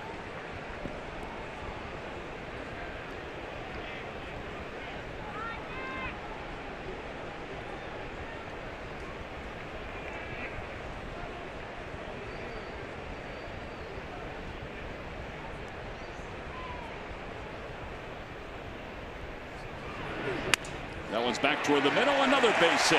Hoskins is going to go to third.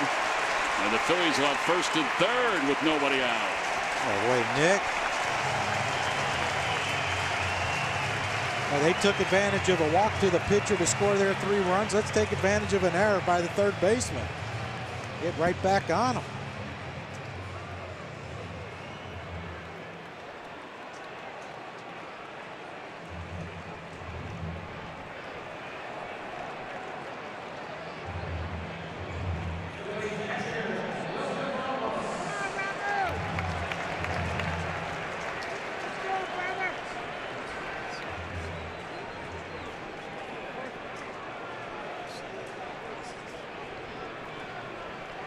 Wilson Ramos struck out his first time to the plate.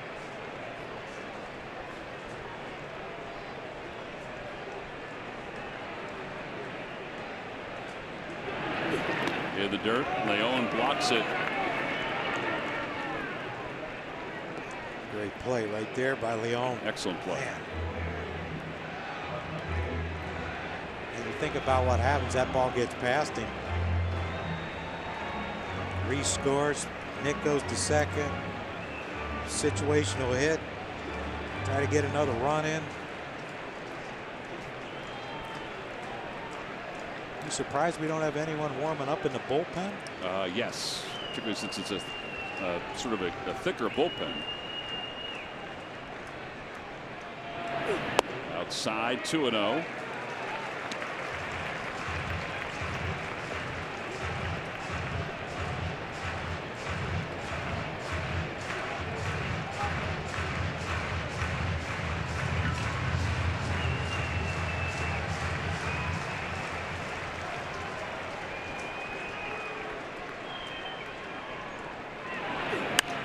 Fly ball right center field. Going back on it is J.D. Martinez to the scoreboard. It is off the top of the wall. 1 run is in. Williams will stop at third. It's an RBI double. First hit is a fill for Wilson Ramos. And it's a 3-1 ball game.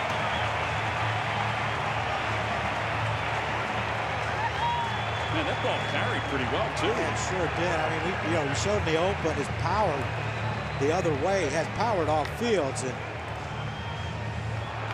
man, I thought that ball had a chance of going out. When I saw J.D. Martinez turn his back, I thought he had a chance. Yeah, hit right at the bottom of that chain link fence out there and bounced back in. We've got some action in the Phillies bullpen. Some guys out there scurrying around. Now here's where Odubel has to be very smart. Absolutely. You know, look, they're not going to have the infield in. They might have the corners in, but you know, you have to get the runner in from third, but you also have to get Ramos to third. Yeah, you talked about him being pull happy. This is a spot where he can be pull happy. Yeah, you know, your first thought is hit a sac fly. It's not an at bat. You know, you get credit with an RBI. It's not an at bat, but if you're going to pull a ball if you're going to hit a ball in the air, you got to pull it in the air, or hit one like he did last time to dead center, and that way Nick can score and Ramos can tag up. But at the end of this at bat, Ramos has to be on third base and Nick has to score. Odubel asks for some extra time.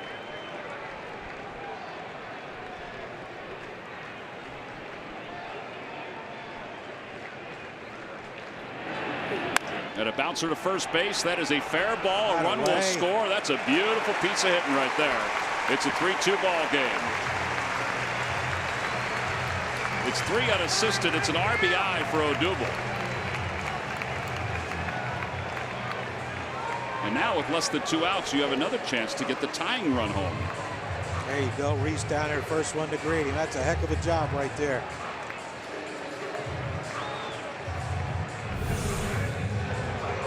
See how he started early.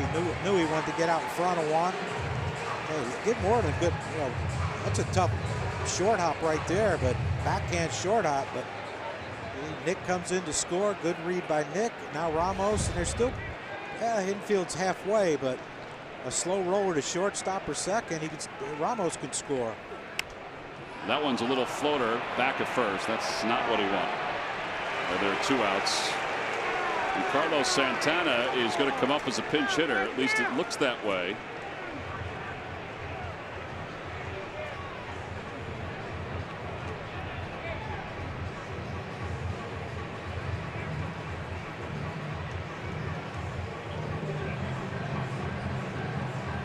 With Adam Morgan warming up.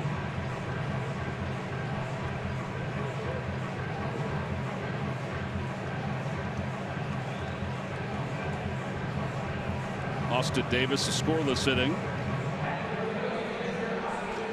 Tell you what, a tough situation for Gabe Kapler moving forward. He's used half his bench already. Yeah. We're only in the 4th inning. Yeah, he's got Kingery and Alfaro because they sent Knapp out before the ball game.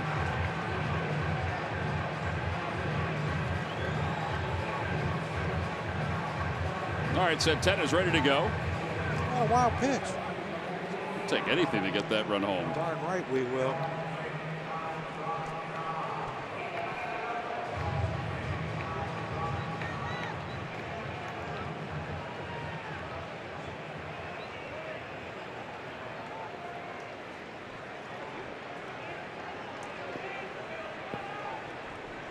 Santana hitting .214. He has 66 runs batted in, 17 home runs.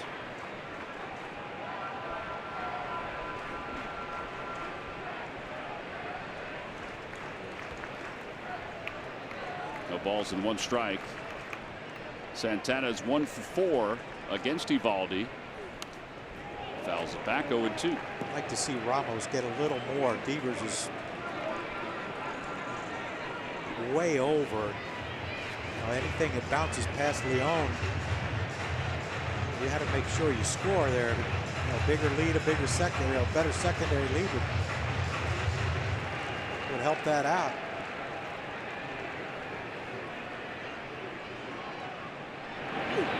That one's lined toward right, under the glove of Holt. A run will come in. That should be an RBI single for Santana. We're tied up at 3. Well, you mentioned it may be a tough road ahead for Gabe, but I think he felt, I got a guy at third, I got to get him in. You got to, and you put a guy up there who hasn't been hitting for a high average, but he comes through right here. And this is one of the things with the shift. The infielders are used to taking short hops like that off of dirt, not off of grass where it's going to skip on you. And that one skipped past Brock Holt, and brand new ball game, all started with an error. There's a looper out towards short, and it's caught by Bogarts. And the inning is over. But the Phillies do score 3 runs to tie it up. Wilson Ramos' first hit in a Phillies uniform got it rolling right off the top of the fence. It scored 1. They put 2 in scoring position. Those 2 guys eventually scored. It's all tied up at 3.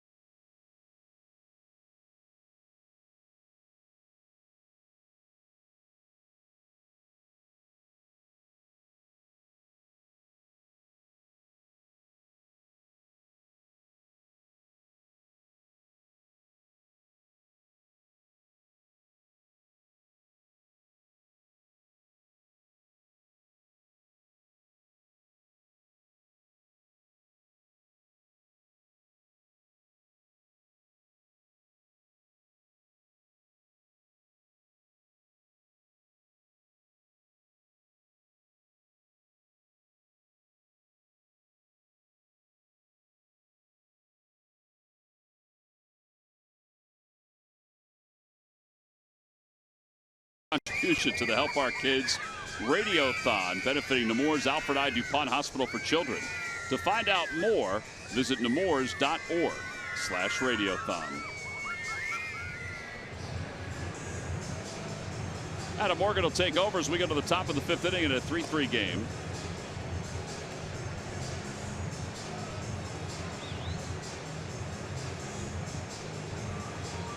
Morgan is 0-2 with an ERA of 4.54. And he will face Brock Holt, Mitch Moreland, and J.D. Martinez.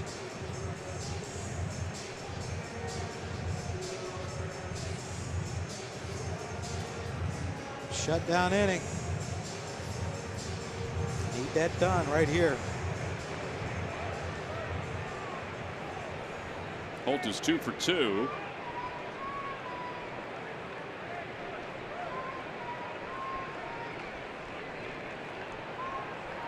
He scored a run his last time up.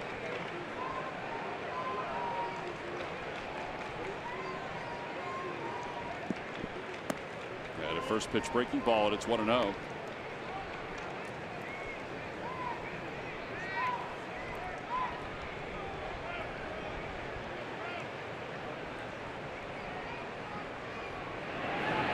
There's a fastball, and it's 1 ball, 1 strike.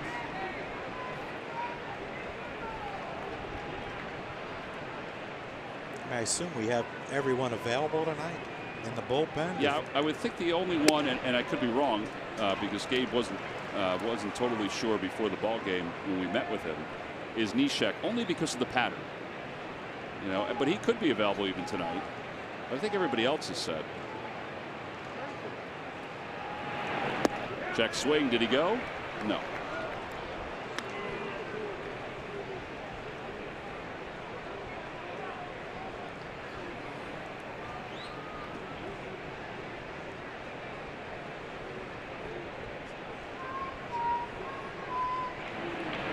Swing and a miss. 1 out here in the 5th inning.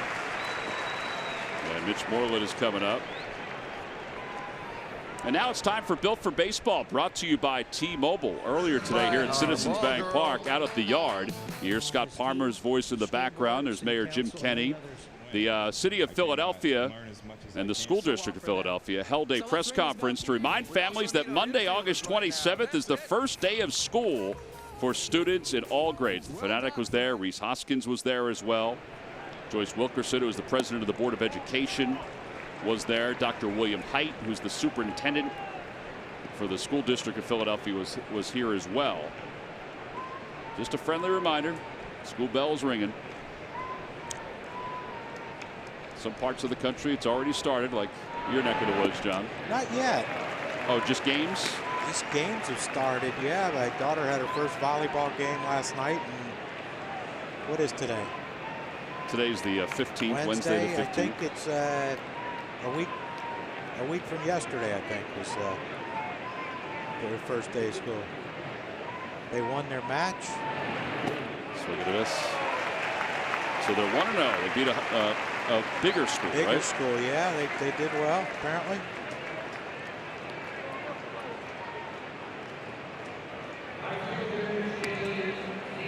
I saw some kids today from a camp over in New Jersey. They were here visiting, young kids. And I asked when school began, and it ranged. One little kid said 10 weeks from now. I think that was off a little bit. Others said 4 weeks. That was pretty close, or closer. Probably 2.5 is where we're at. But they were just finishing up their day camp.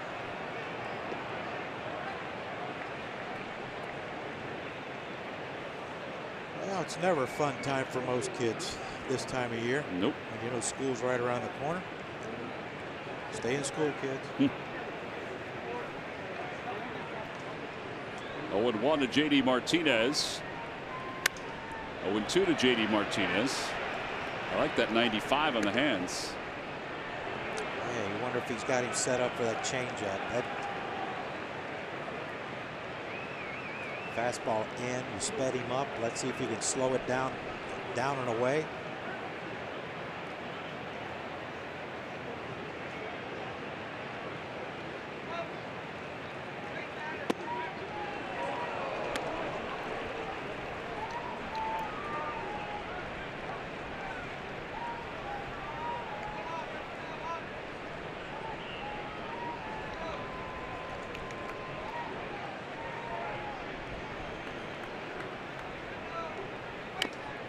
that was off the foot of JD Martinez.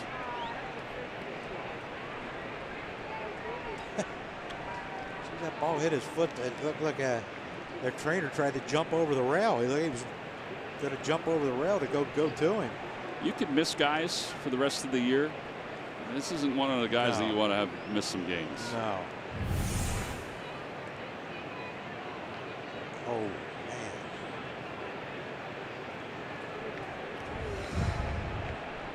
Well, finally, the athletic trainer comes out. Oh, yeah, he was trying to jump over the rail as soon as it hit him, and then he backed off and decided to go where Alex Cora was standing and walk up with him. Very smarter move.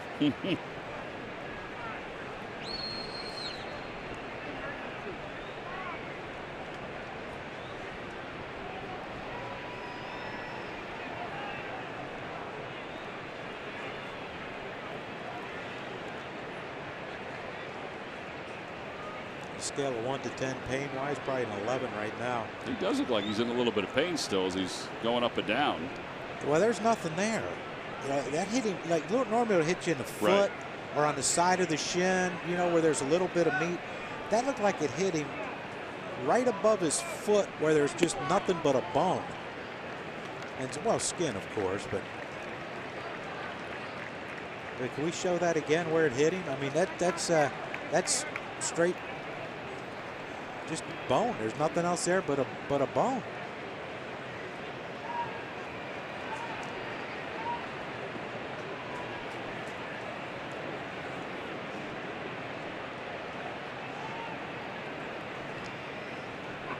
He hits one in a gap, though. That baby will feel a lot better.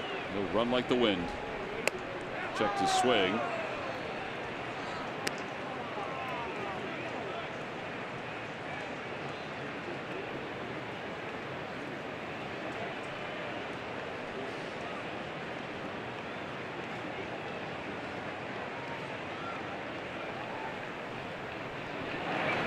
Outside.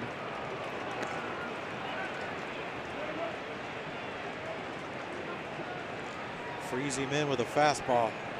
If you miss, though, you better miss in.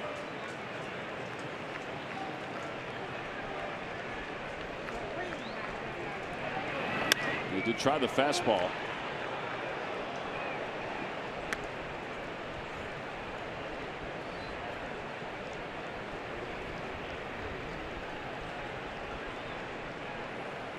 He's a happy camper. Ball was tipped in his general vicinity.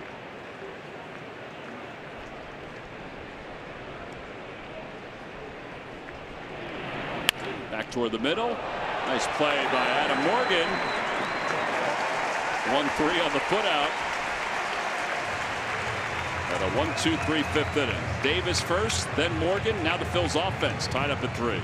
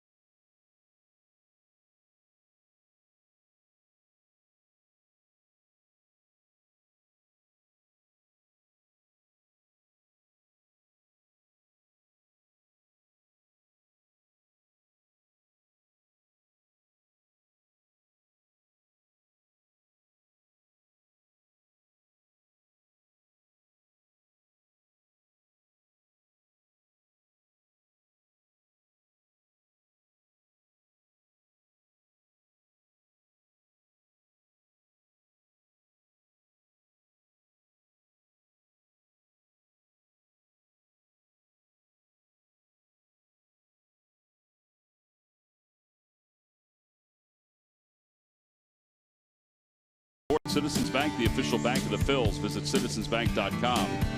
Lehigh Valley lost to Durham yesterday, 6-5. Reading lost to Hartford 5-3. Derek Hall hit another home run. Clearwater defeated Bradenton 6-1. Mickey Moniak, 2 hits, a double and a triple, and RBI. Tonight, Lehigh Valley's in the 7th inning. Durham's up 1-0. Drew Anderson went 5 2/3, 7 hits and 1 run. Reading trails Hartford 7-2 in the 7th. Davey Grion hit his 21st home run. Malquin Caneo hit his 8th. And Bradenton is leading Clearwater 1-0 in the 6th. Moniak had another hit. He is ending the year on a very positive note, and that is a very positive thing for the Phillies organization. Yes, it is. You got to remember, too, he's only 20 years old. Justin Bohr fouls the 0-1. It's 0-2. His batting average is at .266, 32 extra base hits, which is 1 shy of his total from last year.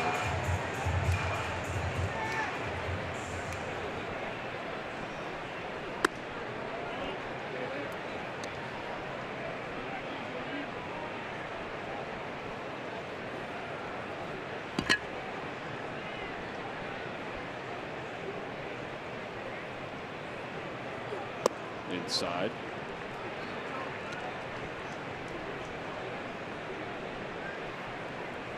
Here in August, Moniak is hitting .333 with 7 extra base hits, 5 doubles, 2 triples. 2-2 to Bohr.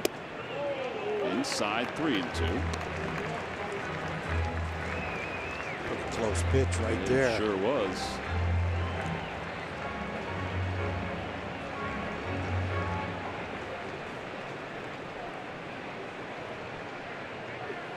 Bouncer right side. And Moreland will flip to Evaldi covering. 3-1 on the putout. The Washington Nationals, who are currently trailing the St. Louis Cardinals 1-0. They'll be in town beginning Monday, August 27th for a 3-game series. All 3 are at 7:05. Get your tickets right now by going to Phillies.com. Marcelo Ozuna, his 14th home run against Jeremy Hellickson.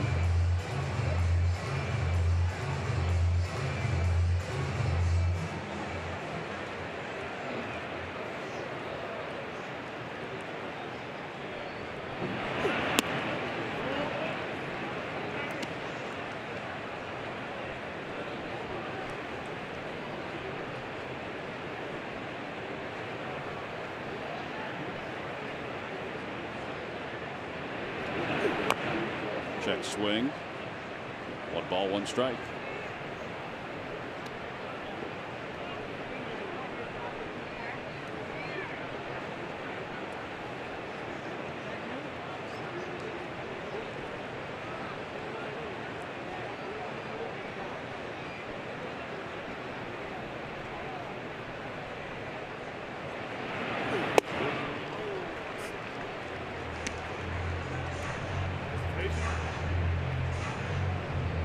He showed that at the beginning. He's averaging almost 97 miles or 97, but he hasn't been there today.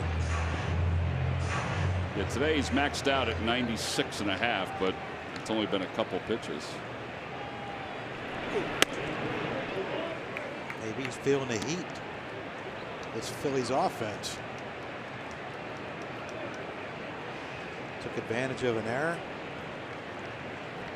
Yeah, they scored 3 runs. 1 was earned. Good situational hitting by Odubel.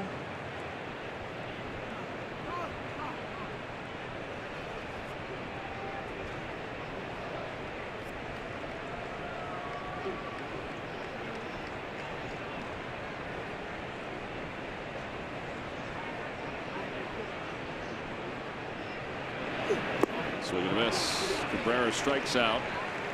Second strikeout of the night for Asdrubal. 4 overall for Evaldi.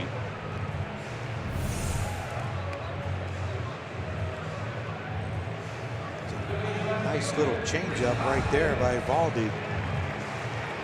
Trying to get him started. Looked like a fastball in and just dies at the last minute.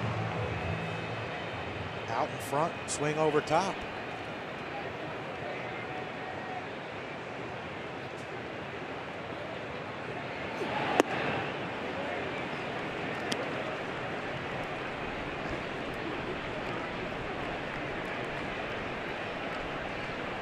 Well, Reese hasn't homered today. So you say he's due? Yeah, he probably do.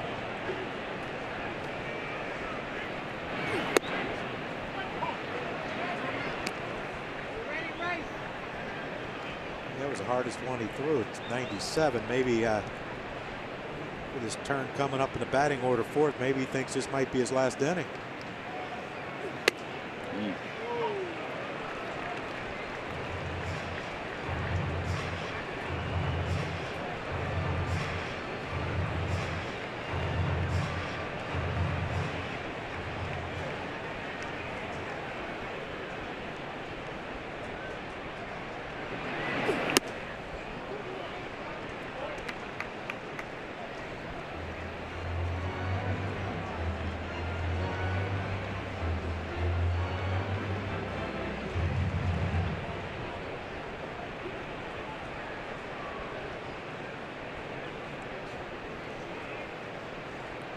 Eighth pitch of the night. Down the left field line. He got a little out front of it.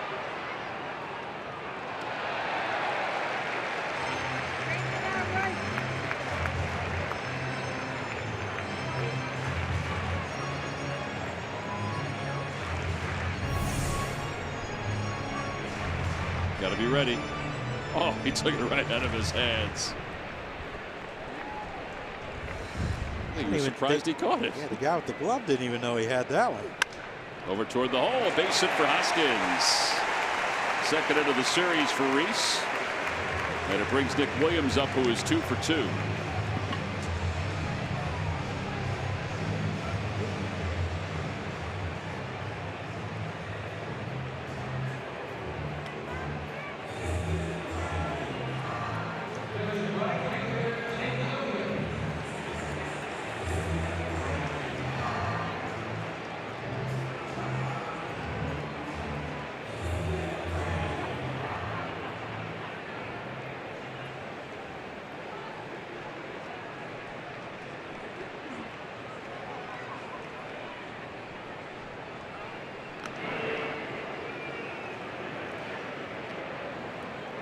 You don't think he's going anywhere? Probably not. But you know, they're going to make sure. Yeah, it's like locking the door when you leave the house. Sometimes you have to go back and check again. Just checking, make sure he's not going. It's kind of a hanger right there. 0-1.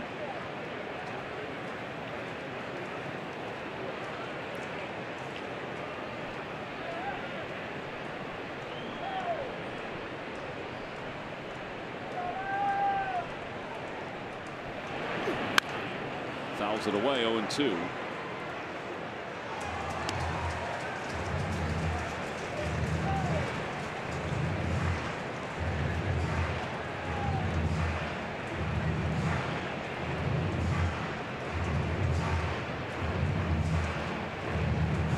Baldy against Nick Williams. Williams is 2 for 2 tonight.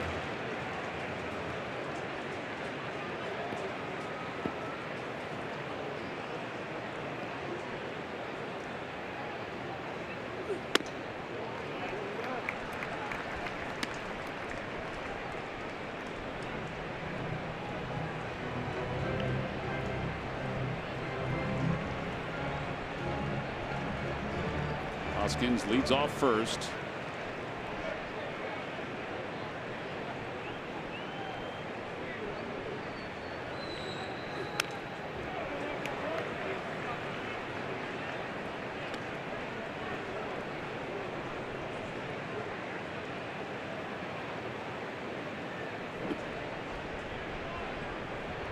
See if they go to a breaking ball here.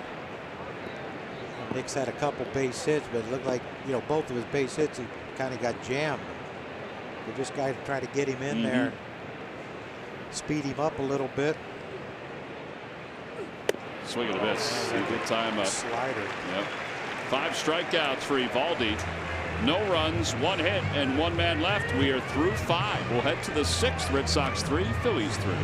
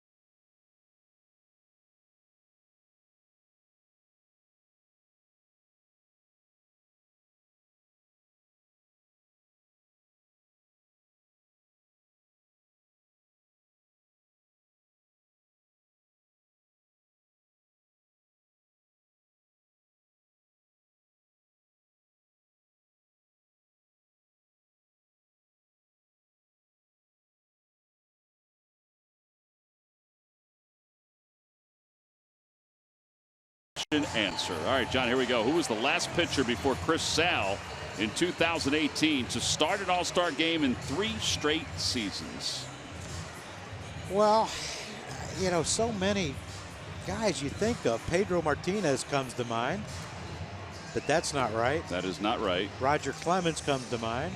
It's not that's right. not right. Nope. So I'm going to go with Louis Tion. Oh, I like that. Louis Tion. But that's not right. It is not correct. Schill? We're not talking Red Sox. We're talking anywhere. Oh, I thought Yeah. you meant the Red Sox. No. Oh, well, gosh. Well, now I don't have a clue. We've totally thrown you off. Yeah. All right, I'll tell you, there's a Phillies connection. We see him every day here, every day at the ballpark. In fact, your son saw him today. Oh, got you. Robin Roberts is correct. 53-55 for the National League. What a nice man he was. Oh, he was the best. Gosh. And didn't forget. Forgot my nothing. son took a picture with him when he was an infant. And every time I would see Mr. Roberts afterwards, he would always ask by name how my kids were doing. And he knew their names. And every year when we'd come for alumni weekend or whatever, and we'd see him, he would want a picture with them. And he loved alumni weekend. Yes. Because he always stayed current with the game so he could have a conversation with anyone. Yeah.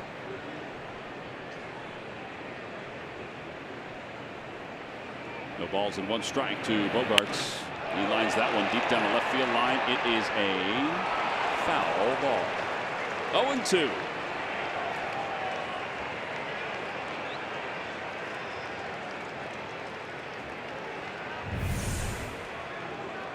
Well, we can breathe now. I mean, he just got out in front of that just a little bit. Look at that. His feet foul. But maybe we're catching some breaks. Fly ball short center field. Odubel is there. One away, and it brings Jackie Bradley up. Miami Atlanta update. The Braves have scored 3 runs to lead the Marlins 3-2. Dansby Swanson a 2-run home run. I mean, you think about it, you know, your starting pitcher throws 1 pitch. And now Don Mattingly's going to have to run his bullpen out there for 9 innings. You know, you want to do stuff like that. You want to throw at someone that you just let your team down so badly to where now, more than likely, someone in your bullpen is going to have to get sent down after the game because of you. The other part of it, too, is at some point the Braves are going to retaliate. You would think. Bouncer back to the mound. 2 outs.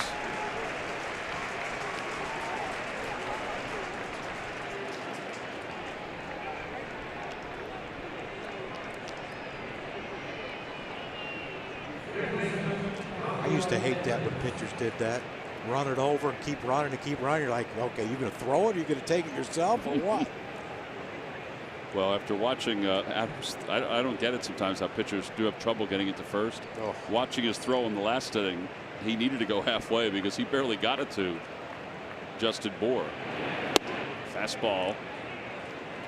And it's 0-1 to Devers.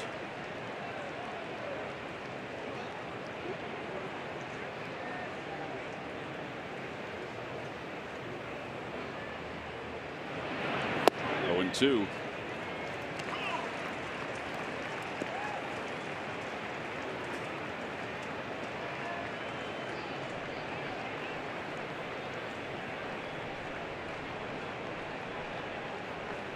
Check swing. This will be a tough play. Franco bare hands. He won't have a throw. Well, the shift works a lot of times. That time, with the way the shift was, that check swing. How do you defend you a can't check defend swing? a check swing. Jeez. Don't miss your chance to join the Phillies postseason chase with a second half ticket pack. The pack includes 6 of the remaining home games in 2018. Postseason ticket access, a pre-sale opportunity for potential to purchase 2 postseason home games at Citizens Bank Park. Priority access to the 2019 season ticket orders. Order your ticket pack now at Phillies.com or call 215-463-1000. Leon takes outside. Tommy Hunter warming up in the bullpen.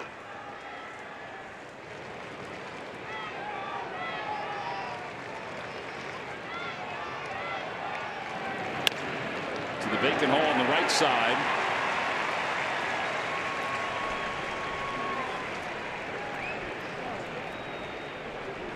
And first and second for the pitcher's spot. Evaldi's been called back. Well, you got Mookie Betts. They're going to go Steve Pearce here. Steve Pearce.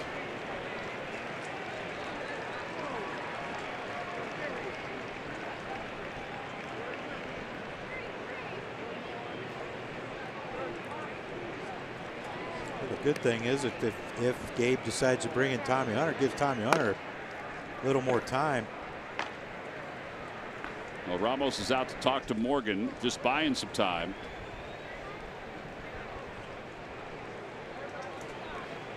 Gabe's got the lineup card, so he looks like he will make a double switch. It's a stalemate. Yeah. Gabe just told Wilson Ramos to hold up out there.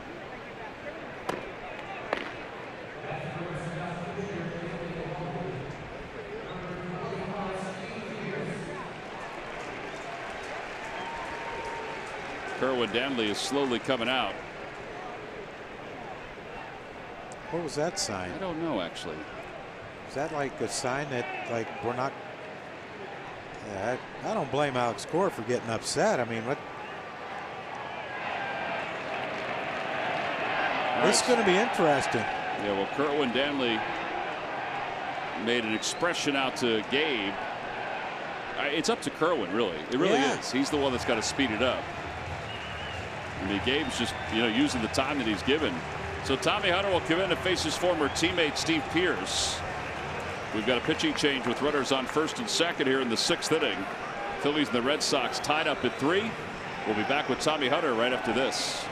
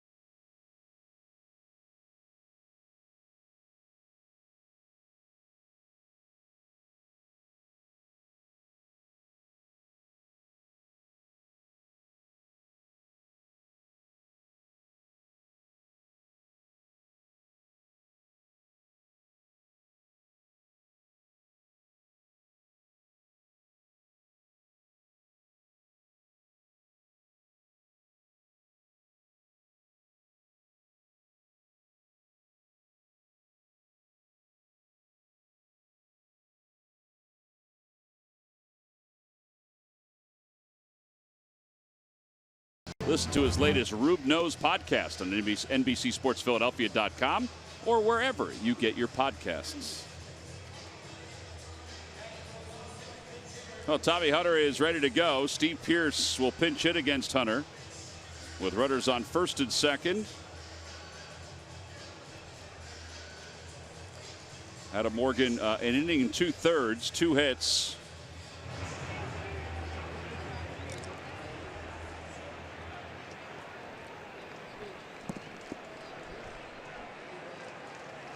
I mean, isn't there a time limit that to where you can say, okay, you passed your limit, you can't bring another pitcher in? I know there's nothing like that, but that may be what they try to do. But I don't understand. Let's see how this goes first. But I don't understand why Kerwin Danley went halfway. He turned around to the press box. Waved off the visit. And yeah. Yeah, that I don't know.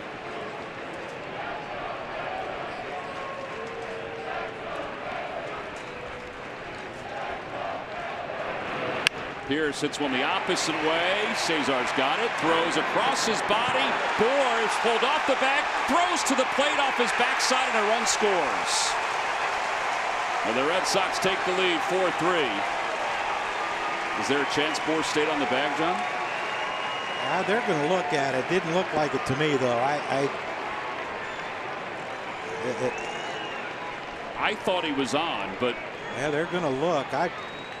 It just looked weird. Like it looked funny, but I mean, like I said, he's a large human being.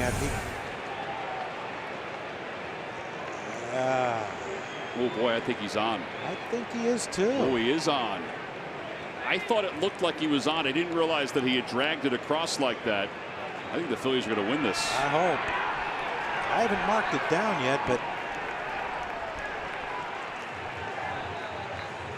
see, that's a tough angle there.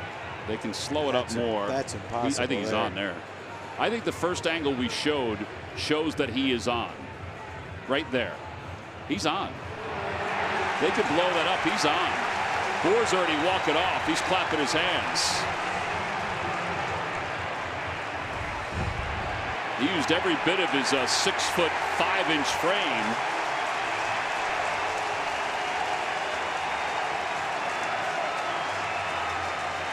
Phillies are starting to trot off the field. Oh, they're looking at the replay on the big screen up there. Ben May is to your left. Ted Barrett's to your right. Ted's the crew chief. He'll make the call.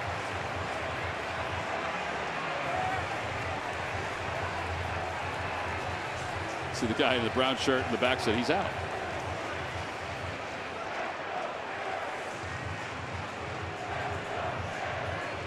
It's a big play. Tell you what, if they call him safe, or if they don't overturn it, I don't know how they can. It's going to take a while for our guys to get to their positions. I don't know how you can call him safe after looking at that.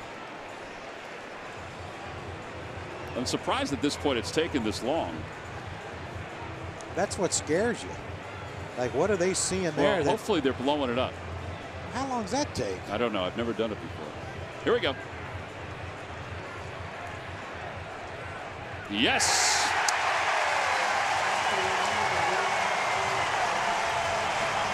Well, it's a heck of a play. It really is. On both ends. No runs. 2 hits. And 2 men left. There's the play. That's a great shot right there. Bohr hangs on. Gave Kapler's reaction. That's right. We'll head to the bottom of the 6th. Phil's tied up at 3.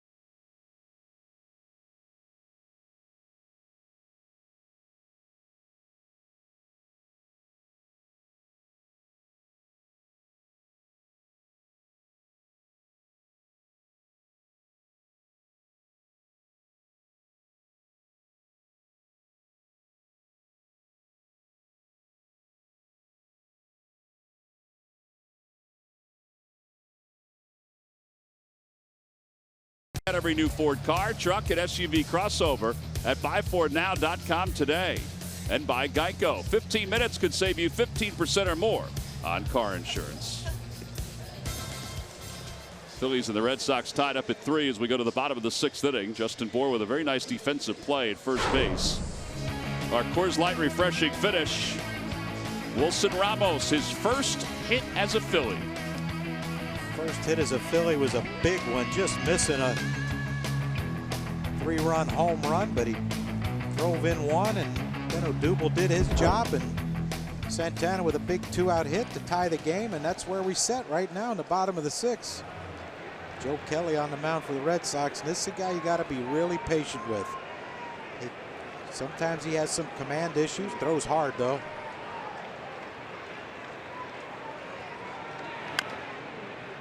Month of July, Kelly had an ERA of 8.38. Give Cesar some credit too, because he had a throw across his body.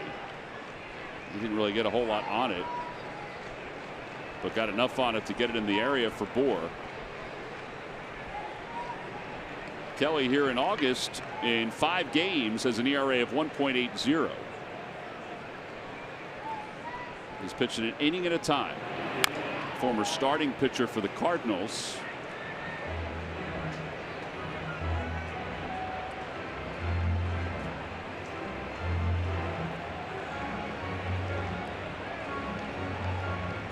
With 2 to Ramos. Alfaro will catch one of the 2 games tomorrow against the Mets.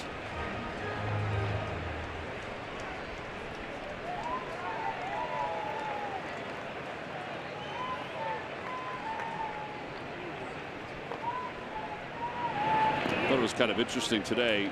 Gabe was talking about Andrew Knapp, who we love. I mean, he's just a great kid. So they want him to work at different positions in Lehigh Valley, get all his work in catching.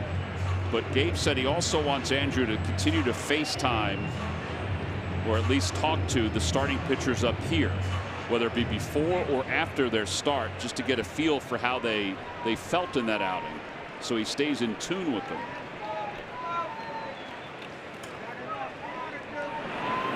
Opposite way again for Ramos. That one's going to go to the alley, and it goes right on by Jackie Bradley. It kicks towards center. Triple. He's heading to third. You better hurry. The throw by Bradley is not in time. That's a triple. First one of the year for Wilson Ramos.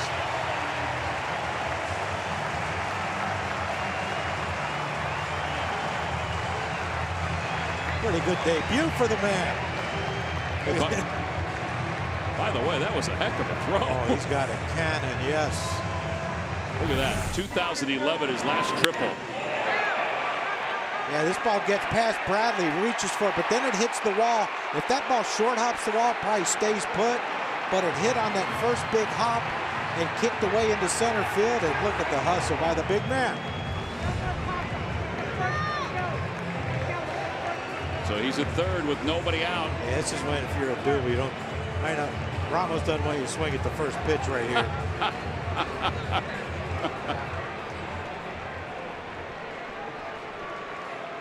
Second career triple for Ramos. Surprised they're playing back? I am. I mean, they're a high-powered offense, yeah. But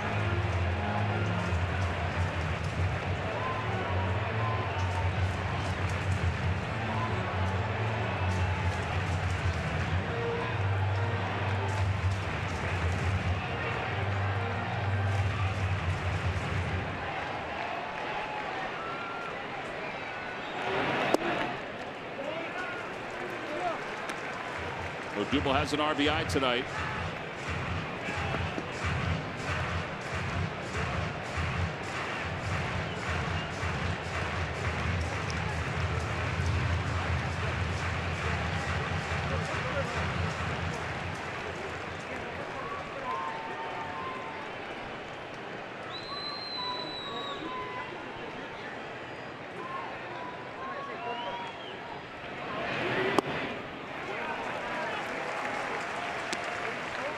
Pomeranz warming up in the bullpen.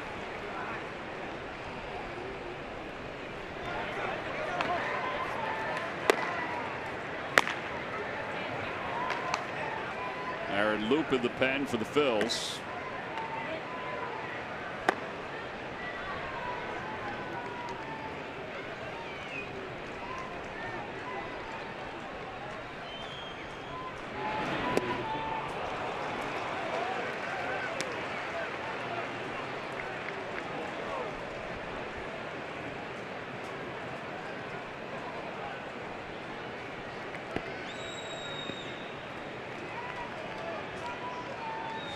Put it in play. Got to find a way to put this ball in play. 2 strikes. We talked about Kelly's velocity, upper 90s to 100. Just got to find a way to put this ball in play. Checked his swing. He gets away from Leon. Ramos is not going to come home. That's a good decision.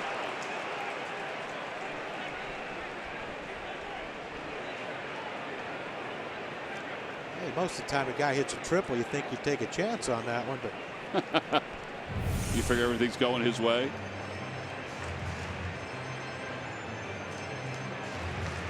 you figure the legs feel good, you know.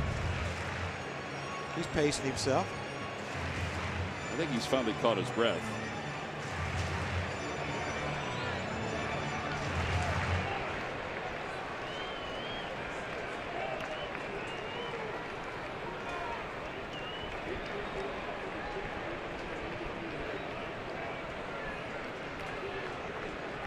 Three and 2 to Herrera.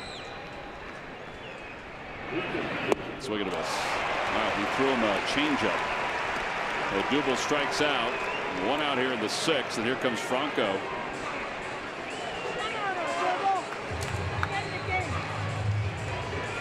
Now here's another dilemma. If McCall can't bring him in right here, you got to go to another pinch hitter. Kingry's out. I'm really well. They're moving up. Bogarts and Holt are moving up. I guess they feel like at that position they can still get him. Yeah. Good luck.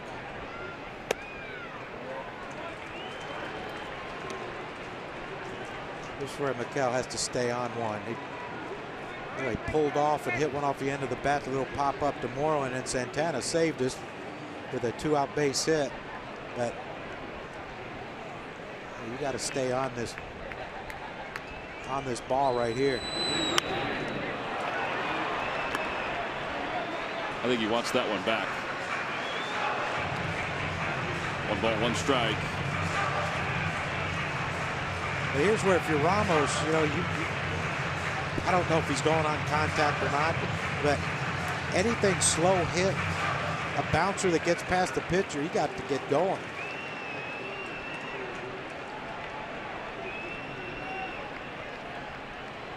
One and 1 to Franco with a runner at third. A little 100 for you right there, huh? Got to try to start it early.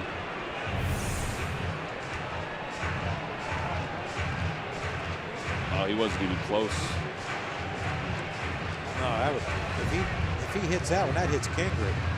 Yeah, that's right.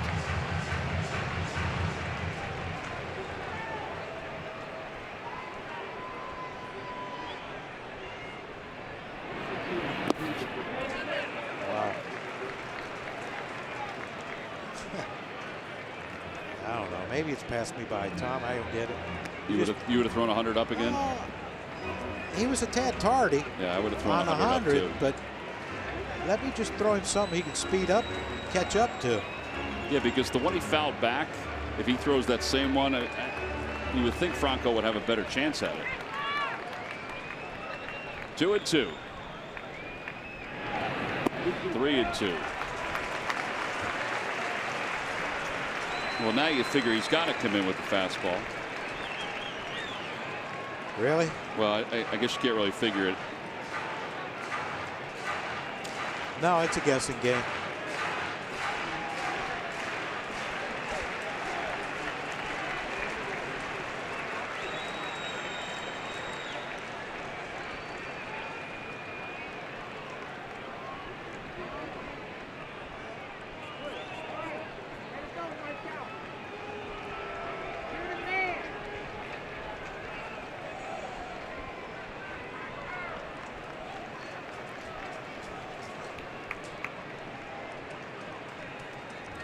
3-2 to Franco.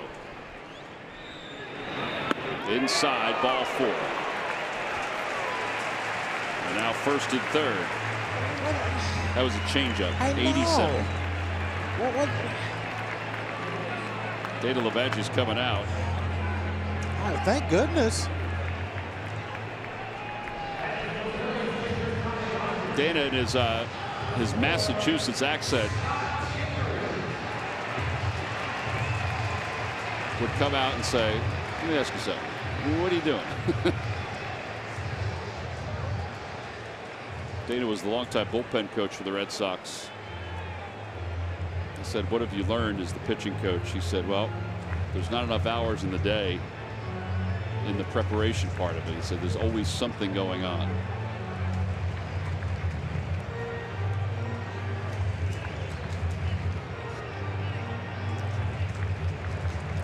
But now you know why a lot of these players that are currently retired, They don't want to coach. they don't want to coach.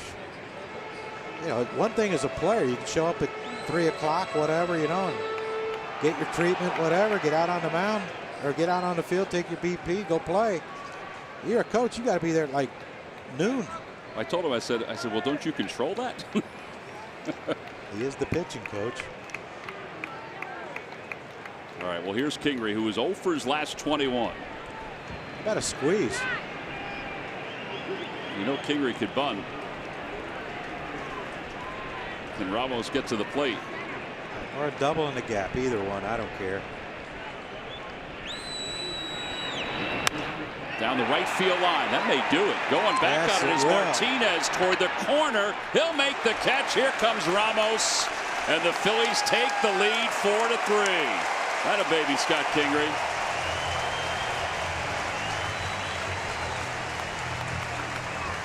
Well, the bench comes through again.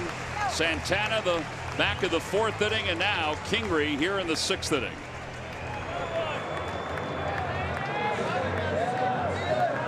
Tally him down. That's a beautiful thing, though, by Scotty. You know, he got a pitch he could handle. Just get it to the outfield and see what happens. And now Cesar lays off, and that's a strike. 0-1. Got to remember one thing, though. Alex Cora's got a pretty good bat waiting in his dugout whenever he feels time to need it, in Mookie Betts. But we ain't done yet.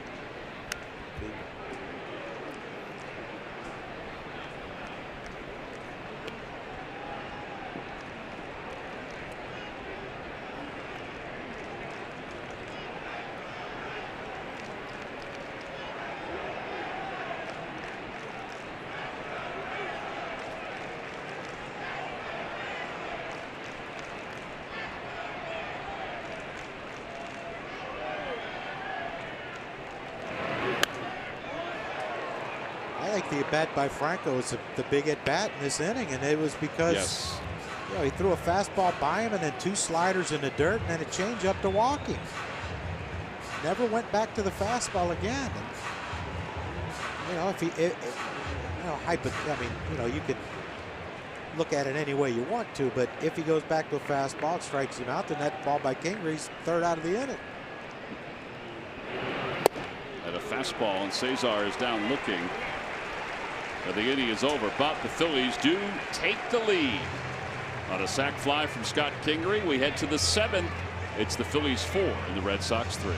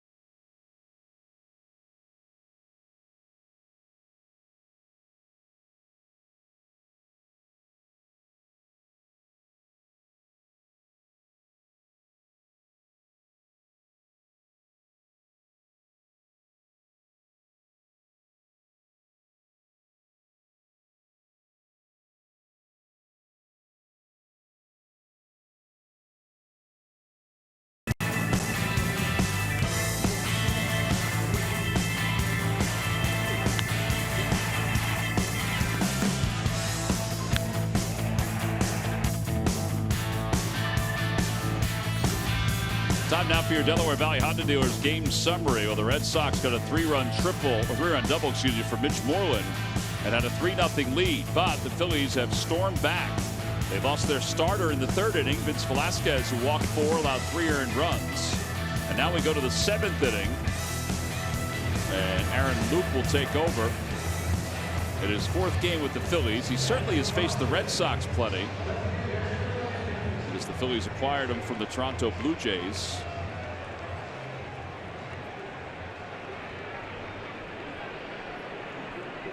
Phillies are basically going 1 inning at a time, with the exception of Adam Morgan, with their bullpen after Vince had a short outing. Benintendi leads it off and takes a fastball in. Tommy Hunter faced one guy, right? One guy. Neshek is warming up in the bullpen.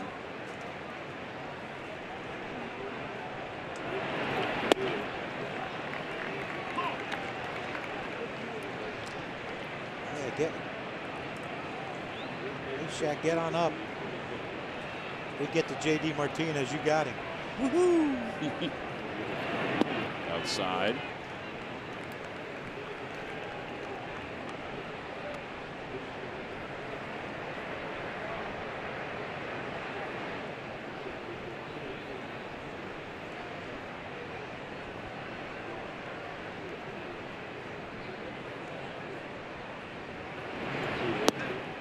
Three and one.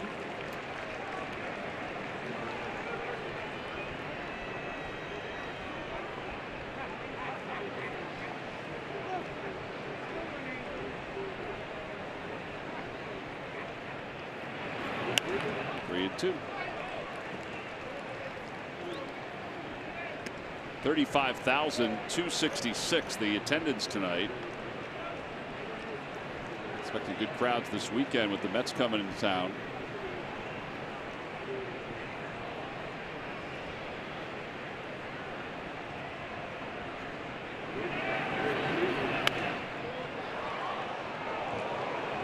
That ball was sizzling into the sweet level. Apparently someone caught it. Yeah. Someone in that suite stood up and clapped. So thank goodness everyone's safe. Unless it went into a bin of hot dogs and they thought, all right, everybody's safe again. You know, hey, if you want to get rid of them, bring them up here. I mean, if they're no good. Right. Off the hands, back toward the middle. Wow, look at how much action that ball had on it. Benintendi is aboard with a leadoff single here in the 7th. Time now for the Major League Notebook, brought to you by University of Maryland University College. How about Victor Martinez is likely at the age of 39 to retire at the end of this season. Really has had a very good career. Yes, he has. And this is a big blow for Seattle. Now, they were involved in a long game today in Oakland, but James Paxton placed on the disabled list, which means that life in the American League West and in the wild card for the Mariners is getting that much tougher. Because if you don't have him, and he's been so good for them, they're 4 back right now. They have 70 wins. Yeah, and Felix Hernandez is. Well, that may move him back in the rotation. Might move him back in, yeah. But I mean, is that at this point in his career, is that a good thing for the Mariners? Well, today was a big win for the Mariners because they pull within 2.5 of the A's for the 2nd wild card spot. As Nunez pinch hits.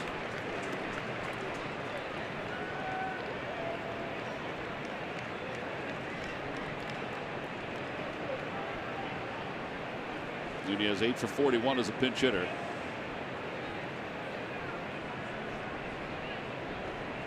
By the way, Martinez right now with over 2,100 hits during his major league career. 243 career home runs. And a lifetime batting average of .295, which, if it were not for the last several years, would have been right around the 300 mark. I mean, right at it. Little dribbler in front of the plate, a foul ball.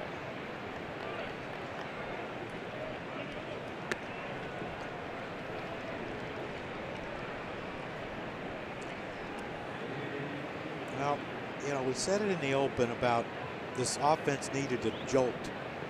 And, you know, with Wilson Ramos coming off the DL, getting his first start, he has provided that jolt that they needed. And you can see the excitement in the bullpen. He doubles, he hits a triple. It's stagnant offense needed this guy desperately. To the right side, Cesar's got it. To second for walk. Over to first. In time! That was a quick hitting 4-6-3 double play. You want to talk about hands. I mean, you got hands at second and shortstop on that play. Yeah, such a great turn. Look at Cesar, just great pivot, quick. But look at the perfect throw, right where shortstop wants it, on his backhand side, so he can catch. Quick transfer. Watch his transfer by Cabrera. Look how quick that was. Just to his, but a perfect throw by Cesar allowed him to do that. If that throw is to his glove side, he has to catch, bring it all the way across his body. Nunez is probably safe, and everyone's running for safety right there. 0.6 seconds. Pretty the exchange. quick, That's quick. Well, it sounds quick. A good pop time. Let's go on terminology on here.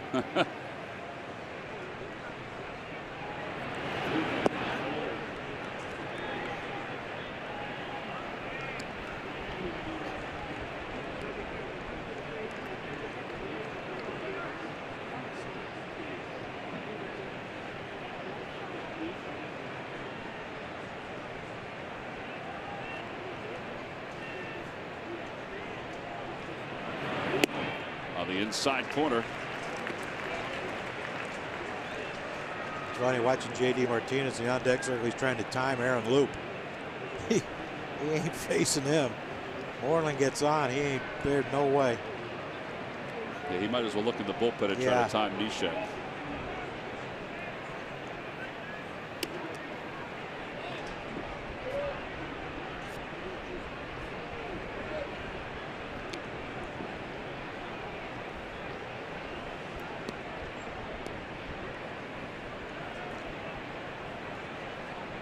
Braves have extended their lead over the Marlins 5-2. You kind of had a feeling that was going to happen with the, you can't bring in every reliever you have and expect to hold that team down. Yeah, and right now the Marlins just, I mean, they're a depleted team. Their first baseman's playing first base for the Phillies right now.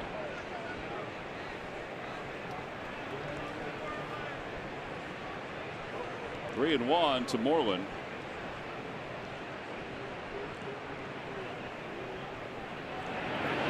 Back toward the middle, right at Franco. And that's it. 5-3 on the putout. No runs, one hit, and nobody left. Bullpen's done a heck of a job here tonight. Time to stretch with the Phils up 4-3.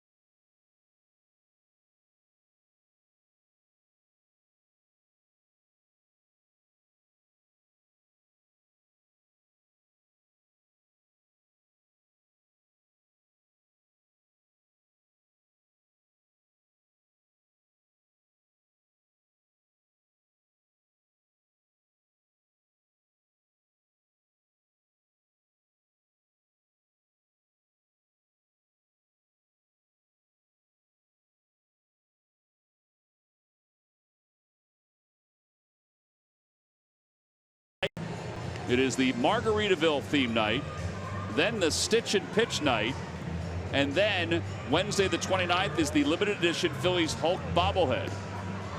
So go to Phillies.com/theme nights to order your tickets right now.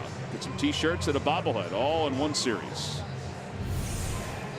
Johnny, how about this double play? Cabrera didn't like Benintendi's hands. Yeah, I don't blame him. You know, that I'm sure that though if he hits his hand, it's got to be called obstruction, right, or interference or whatever. I think in this day and age it would have to be. Now Yeah. Ted Barrett is listening to Cabrera. Cabrera's not trying to start the wave. No, it's just something to alert you. You Yeah. know, hey, you got to keep an eye on this. Well, give Benintendi credit. He was trying to do anything he could for. You know, if you can't take the guys out anymore, you got to try something. But I don't think throwing up your hands is the right way to go about it. Well, his hand probably would have been broken.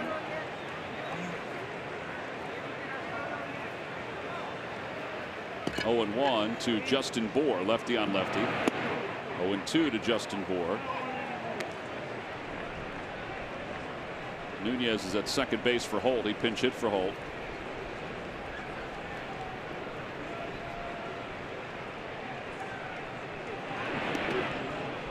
Well, that one short hopped the plate a little bit.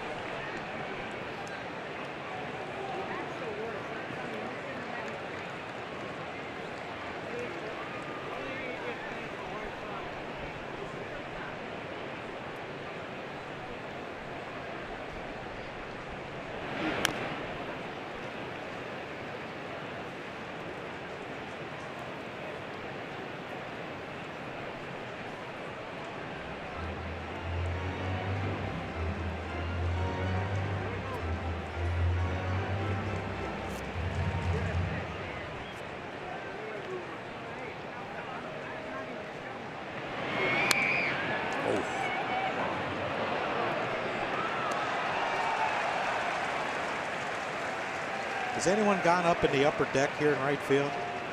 Yeah, Barry Bonds. Bour might get that one. He might hit one. Ryan Howard's been up there too. Opposite way for Bour, and that is a foul ball. Man.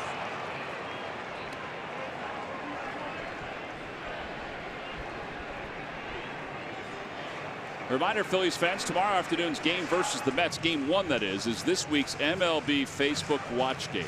Catch all the action exclusively on Facebook at 4 p.m. Eastern time. Follow MLB Live on Facebook to access the game on your favorite device. What time's the first game? 4? 4 o'clock, John. So game 2. 8, 7:38. I would say somewhere around 7:30. Matt's game 1. I think Matt's game 2. And game 1 is Corey Oswald. Okay. And we're having Phillies have not decided yet who's pitching game 1 and 2. It's going to be Ranger Suarez and Zach Eflin. One of the, are going to pitch those games.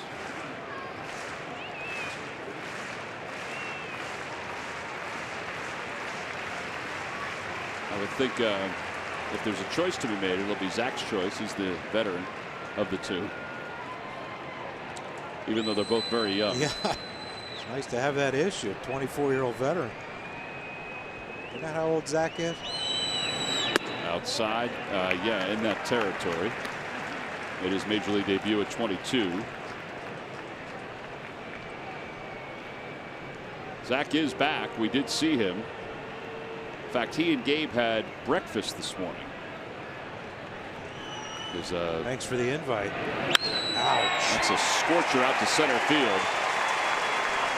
And Bour's 2 for 4 in his first start with the Phillies.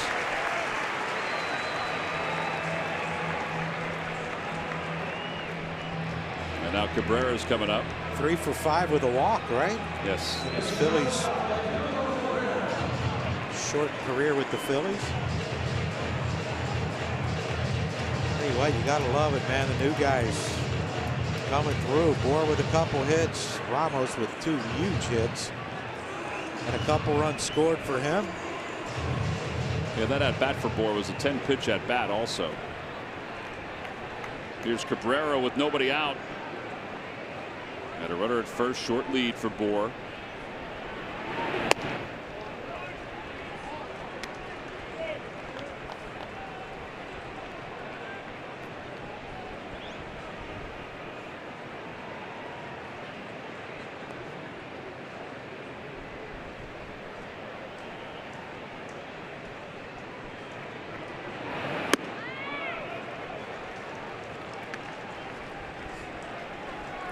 Get you one here, Struble.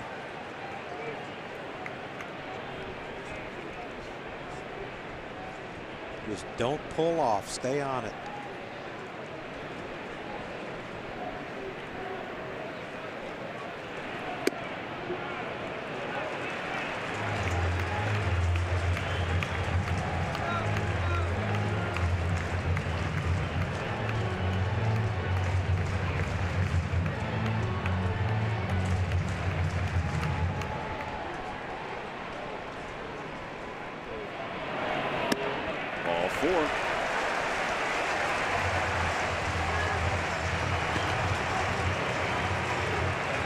No one up in the bullpen. That's, you know, this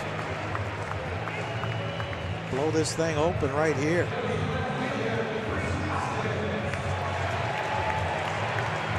Keep the line moving.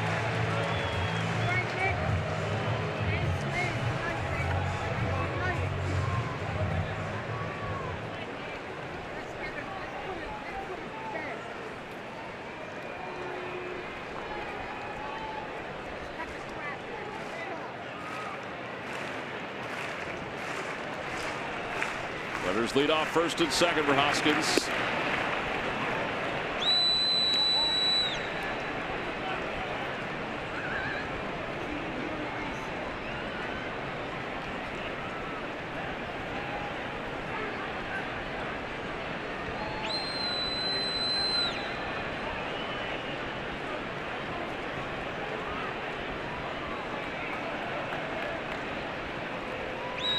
The 1 pitch.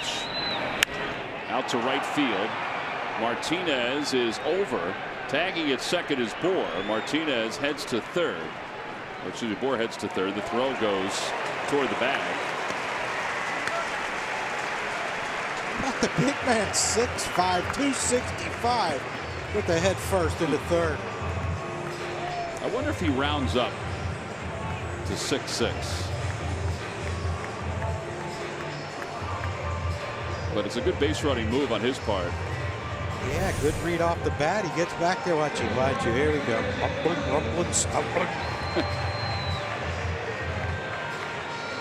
Tell you what, don't let the size fool you. You're pretty athletic at first base on that play. Yes, I agree with that. Off the bat of, now I can't remember who hit it. What Nunez? What? No, Pierce.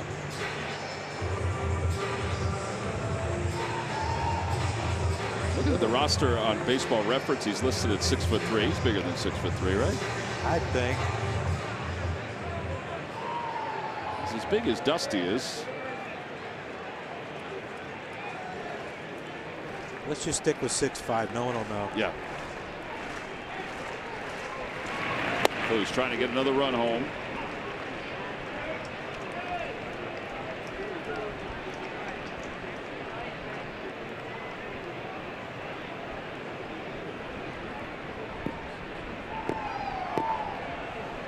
But, you know, look, I'm sure you would like to see Reese hit a ball in a gap.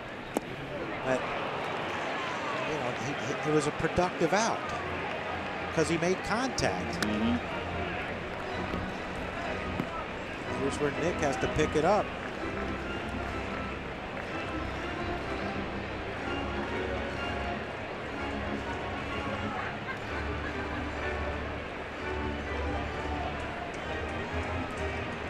Maybe Pomerantz will think, oh, too, he just swung at a breaking ball in the dirt. I'll try to throw a better one and either hangs it or bounces it. Swing and a miss. Williams strikes out.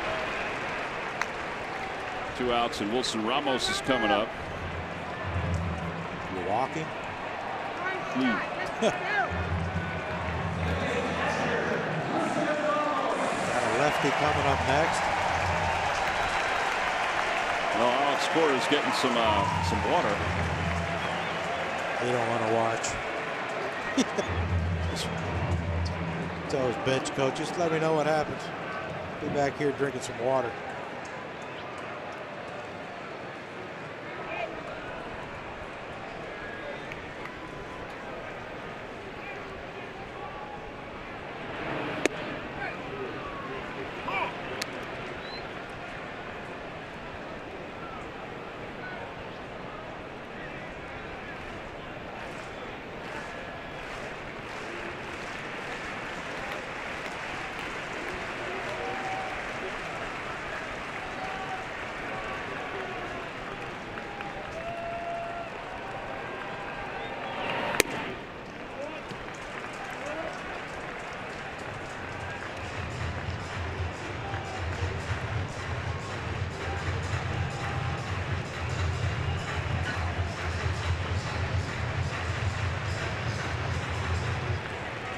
starting to shade him the other way in the outfield finally.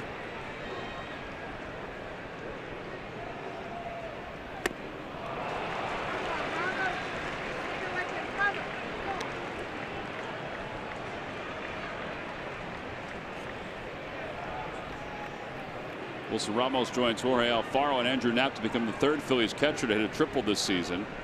First time 3 Phillies catchers have hit triples in 1 year since Dutch, Levy, and Pratt. Todd Pratt in 1994.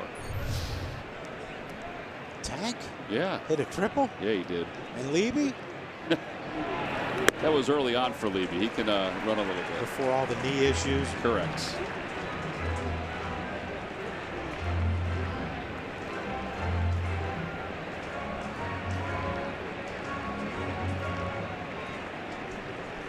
I think I was here for that too. I think you might have been. I don't remember.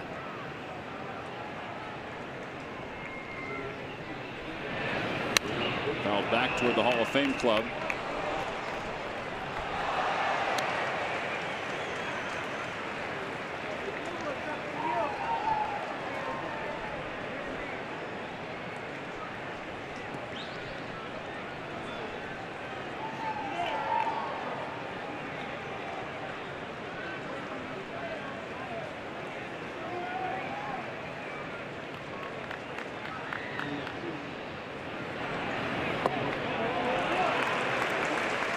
Cabrera will be off and running from first base. Odubel's on deck. 3-2 with 2 outs here in the bottom of the 7th. I'd be surprised if they threw a strike right here. If he wants to chase, I'm sure they'll say chase, but if not, well, the only thing you hope for here is if he tries to throw a pitch, his breaking ball's a pitch he's going to get a chase on, I would think. Out to right center again. That's going to split the gap and go to the wall. 2 runs will score, and the Phillies extend their lead. It's the 3rd extra base hit of the night for Wilson Ramos. What a way to embrace yourself with the Phillies fans. 6-3 Phils.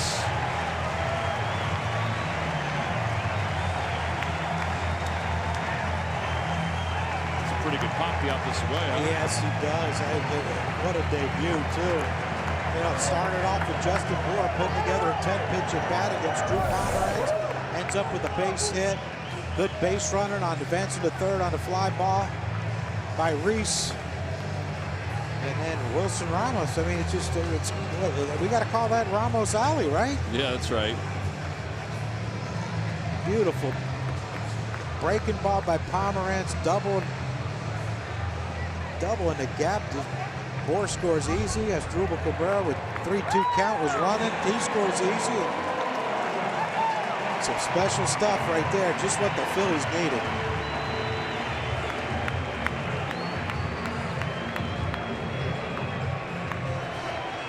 Three RBIs, 2 doubles, and triple for Wilson Ramos. It's a career high 3 extra base hits for him.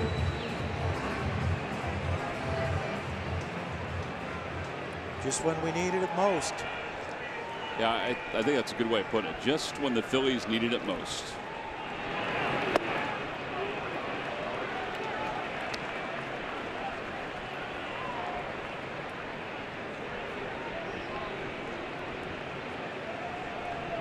Tell you what, he's going to sleep good tonight. Catch 9 innings. 2 doubles, a triple.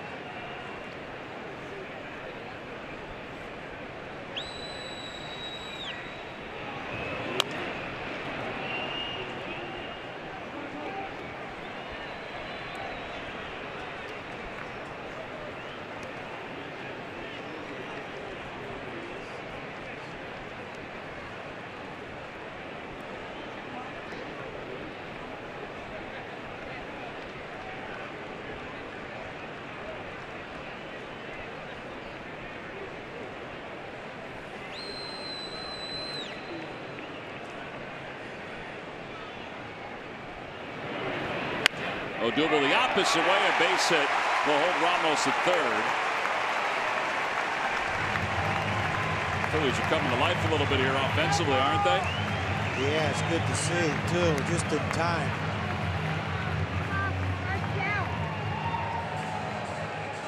Wilson Ramos was the happiest guy in the world. That ball was hit on the nose.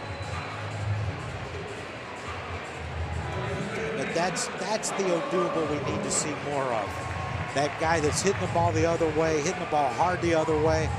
You know, every once in a while you'll get out front and want to pull one and you'll hit it out. But you know, I thought he just got into a situation where he hit a few homers, and now all of a sudden, you know, I'm going to stand on top of the plate and I'm going to try to hook everything, and it just don't work that way. That's Odubel Herrera right there, hitting the ball the other way.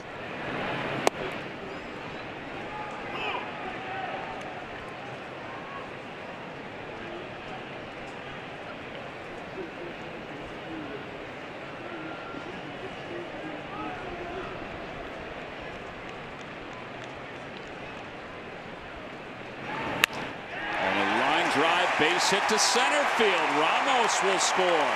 RBI single for Franco. And the hits just keep on coming for the Phils. 7-3 Philadelphia. Hey, give this team some credit. This has been a rough couple weeks. This is the best team in baseball. They were down 3-0. Yeah, you got to give the bullpen a ton of credit for what they've done, but you know, they have been really good tonight with quality outs, moving runners, good base running, aggressive base running, and timely hits. You know. And now Pivetta will pinch hit.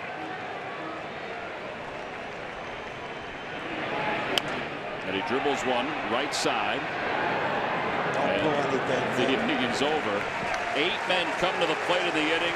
The Phillies scored 3 more runs. We get our first look at Wilson Ramos in a Phillies uniform, and it's a pretty good look. 3 extra base hits the opposite way. That scores 2.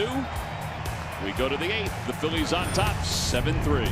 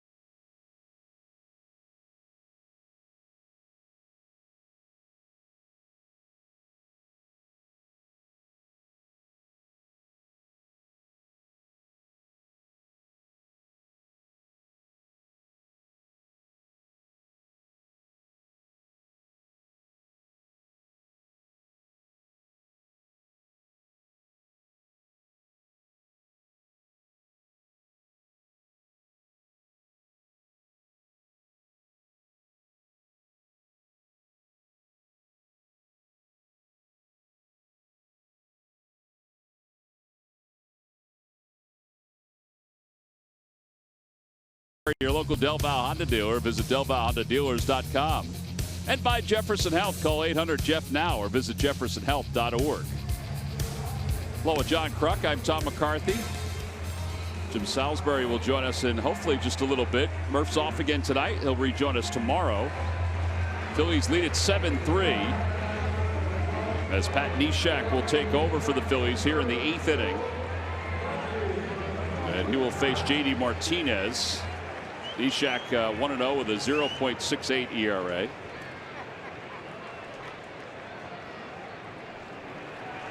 So Wilson Ramos leading the National League in hitting. Yes, he is.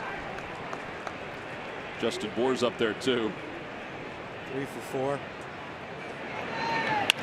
And the first pitch to J.D. Martinez is lined in the left field, a base hit. So that's his first hit of the night. Yeah, that'll bring Xander Bogaerts up. Every time a Phillies pitcher records a pitch of 95 miles per hour or more, Comcast will make a contribution to Phillies charities.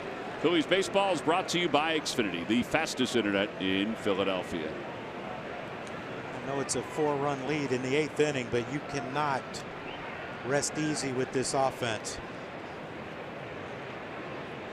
You know, we talk about the Phillies offense, how it broke out tonight. Wilson Ramos, Justin Bour, 2 keys in that outburst, offensive outburst by the Phillies, but the Phillies have held this team down too, scoring runs, and you know, when do they break out? Let's hope it's in their next series. Yeah, they can beat anyone they want tomorrow.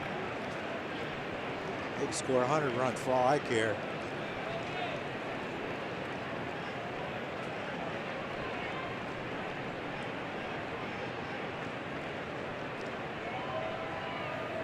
Back toward the middle, and that's going to leak into center field, a base hit. And the Red Sox now with runners on first and second for Jackie Bradley.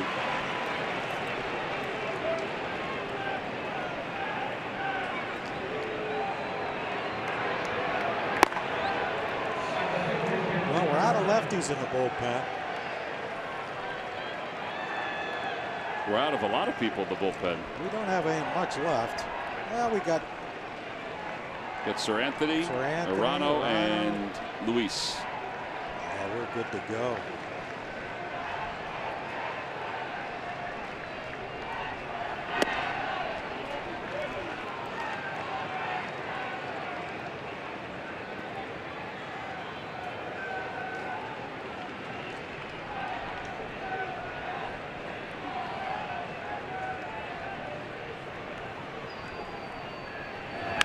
To the right side, Bour's got it, goes to second, and he nails Bogarts right in the back.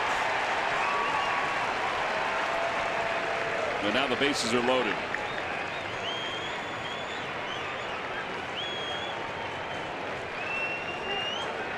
I don't know if they would have had to play it first because Neshek was late to get over there.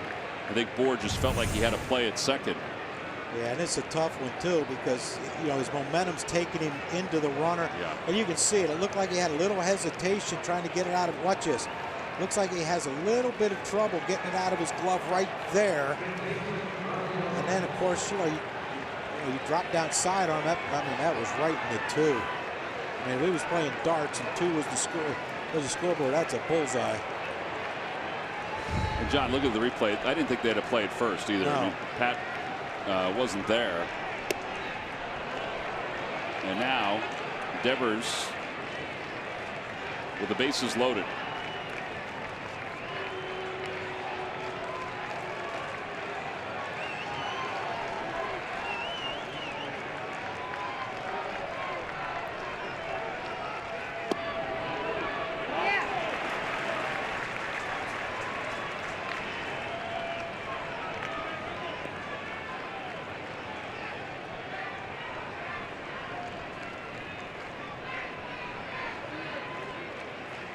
Well, again, we keep bringing it back up, but you know who they have lurking in their dugout.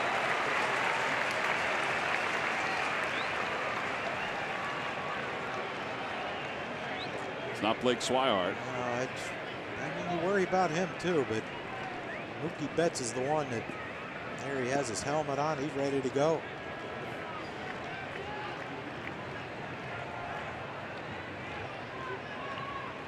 Rolling over double play right here.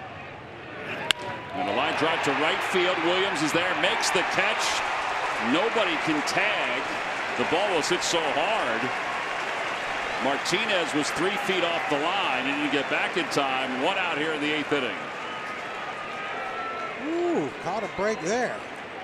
Yeah, the Red Sox as a team, I mean, they're really good in a lot of cases. They're good with the bases loaded too. I mean, they're hitting .342 as a team with 9 grand slams this year. It's tied with the Reds. And you got Sandy Leon up right now. Hit a home run yesterday. So you know he's got some pop. And Betts is on deck. Here at the top of the 8th inning. I mean, you would have to think that if Leon doesn't hit into a double play, that Sir Anthony's coming in for Betts, right? I would think so, yes.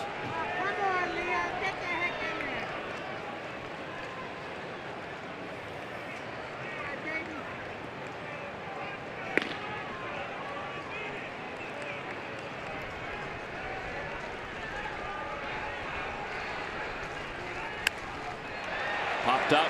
Foul territory. Franco is over and makes the catch for the second out. The bases remain loaded with 2 away.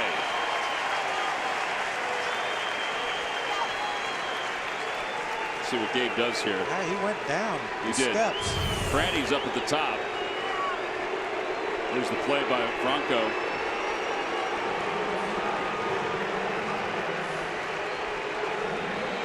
He had to leave in a little bit more room.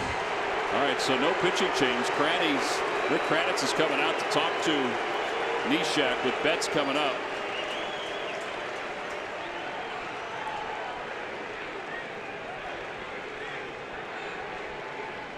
I thought Kranitz was coming out to take him out. What did they ban Gabe from going out to make a trip after that last one took so long? This guy's got a flair for the dramatic, doesn't he, at a young age? Yeah, yes, he does. But both teams dangerously close to getting that 6 visit thing going.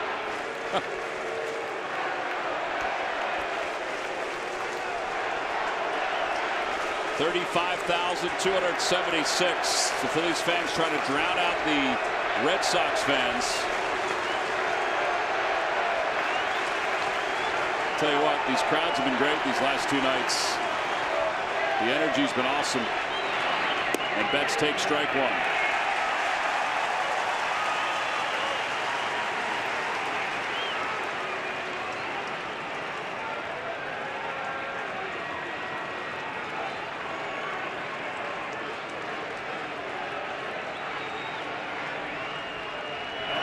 Back toward the middle, off the hand of Neshek. Everybody will be safe. The Red Sox will score a run.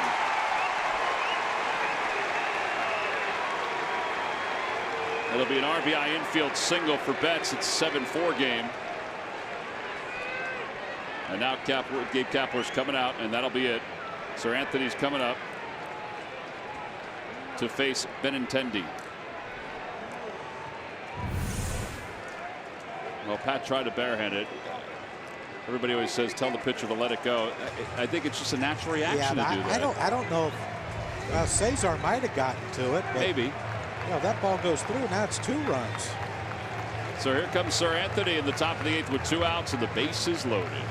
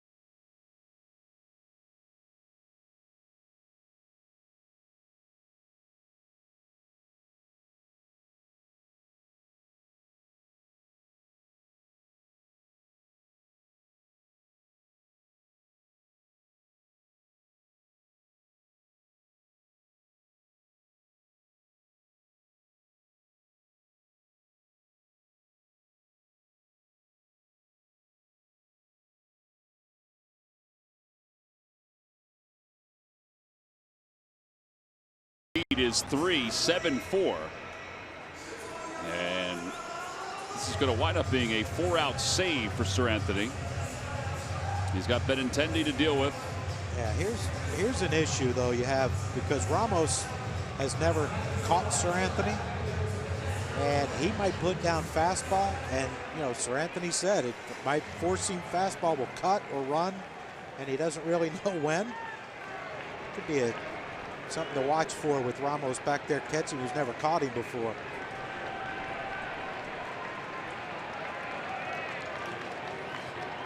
Runners lead off in the first pitch. Bouncer right side. That should do it for the inning. Bohr flips to Dominguez. One pitch for Sir Anthony. And we are out of the 8th inning. A run does score. The Red Sox leave them loaded for a second time tonight. We'll head to the bottom of the 8th inning. The Phillies on top 7-4.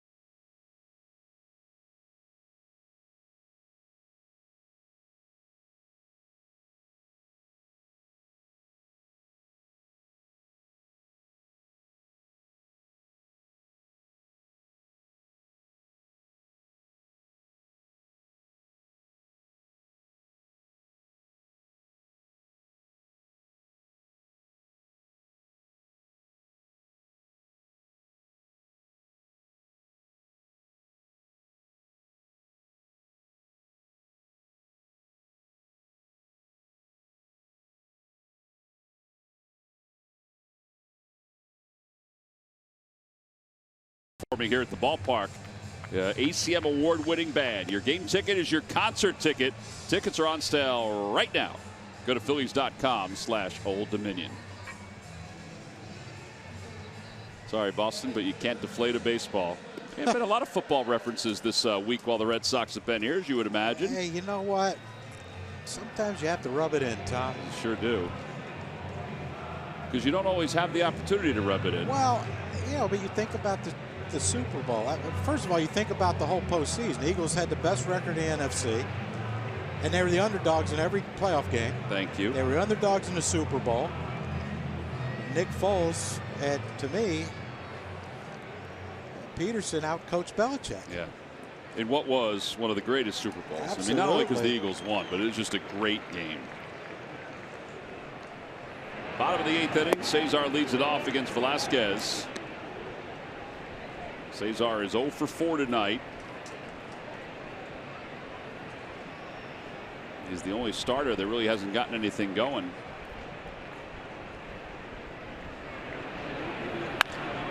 Off the end of the bat, flared to right center field. Long run for Martinez, and he makes the catch.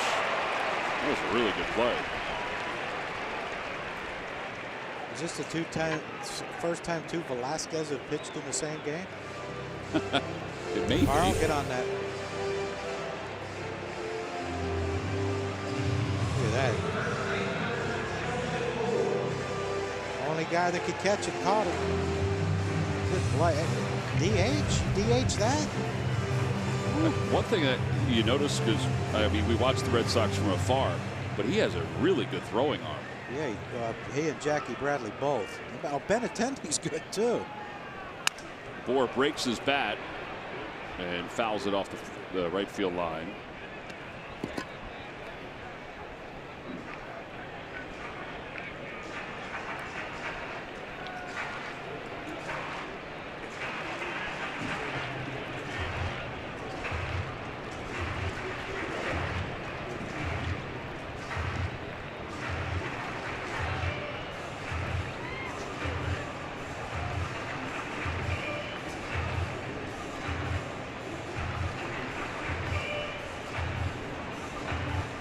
Why was one smiling, the other not, Tom?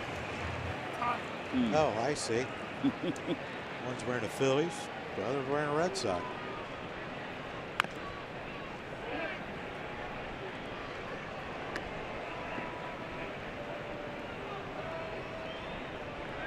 Oh, 2 to Bohr.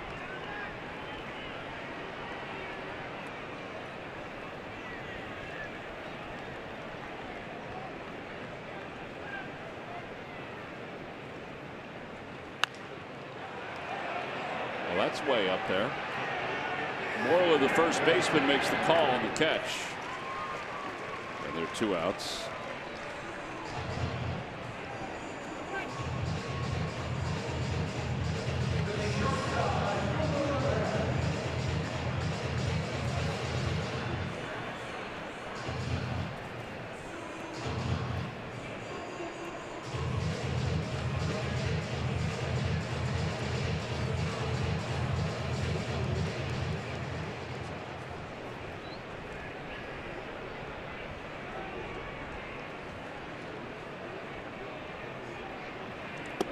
Cabrera takes low and in.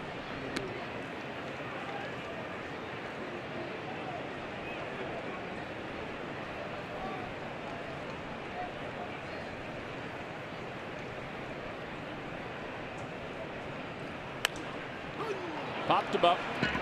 He's not happy about it. Shallow center field, and Bogaerts makes the catch, and the Phillies go down in order. Bogaerts threw it at Velasquez. I don't know if he realized it was Velasquez or he thought it was somebody else. We go to the 9th inning. The Phils have a 3-run lead. Sir Anthony back to work.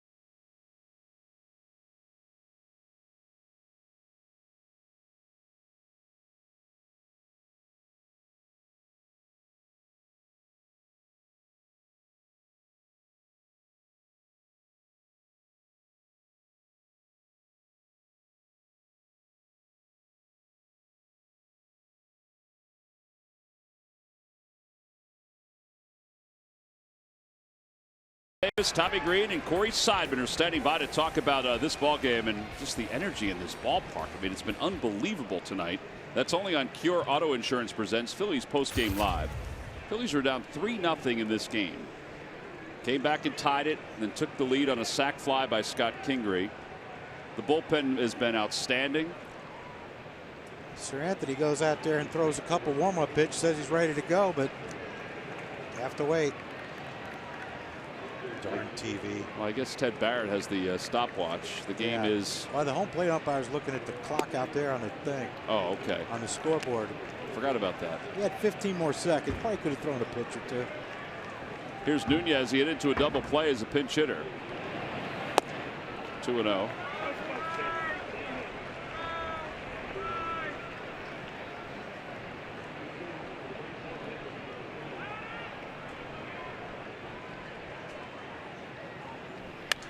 Popped him up out of play. 2-1.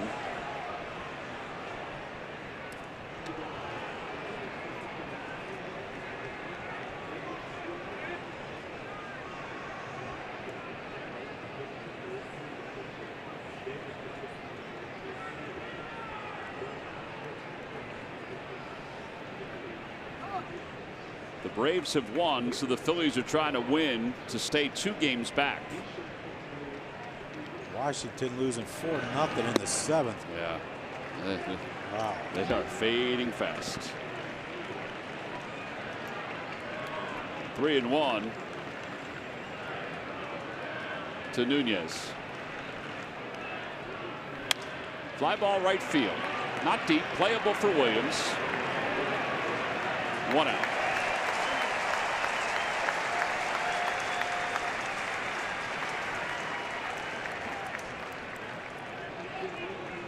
is so big right there, getting that leadoff hitter.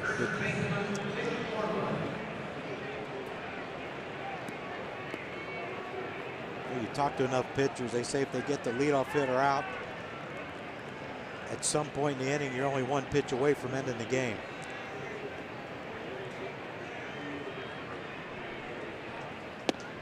Outside to Moreland.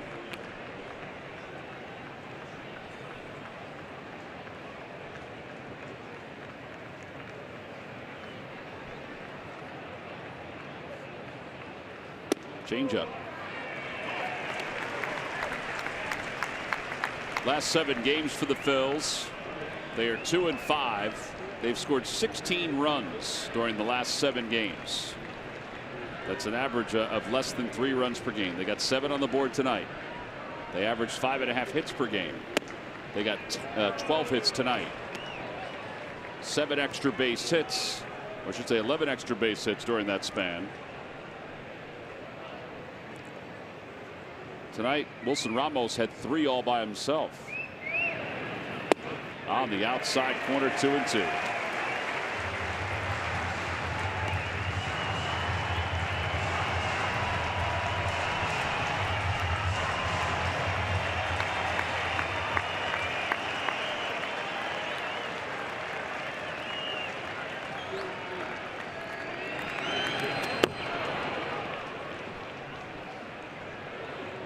That wasn't close. Good movement on it, but I mean, that thing could have been a base hit to center if Sir Anthony let it go.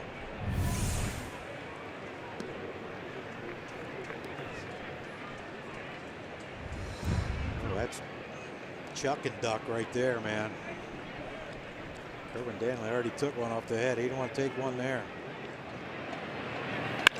Out to shortstop where Franco is. Gets his bearings. 2 outs. 5-3 on the putout.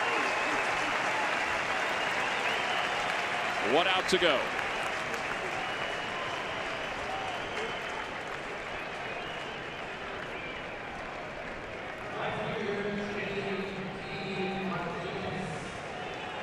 Hey, well, this is a big character builder right here. Sure is. Playing poorly. Trouble scoring runs. You're playing the best team in baseball. If you win, you split the season series, even though it's only 4 games. I mean, if they finish this game off and you don't, if you're the Phillies and you don't think, you can compete with the big boys, you're crazy. Yeah. 2-0.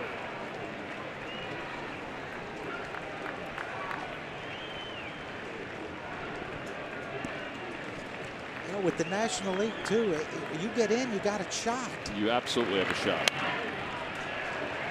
And it doesn't matter if you get in as a division winner, it's better. Yeah. But if you get into the wild card, you still have a shot. Red Sox will head home after this. The Phillies will wait their rival of the Mets. The Mets play today? Yeah, they beat Baltimore 16-5. Wow. Close one. 2-1 pitch. Swing and a miss. 2-2. That's a slider at 90. And now 35,266 to their feet.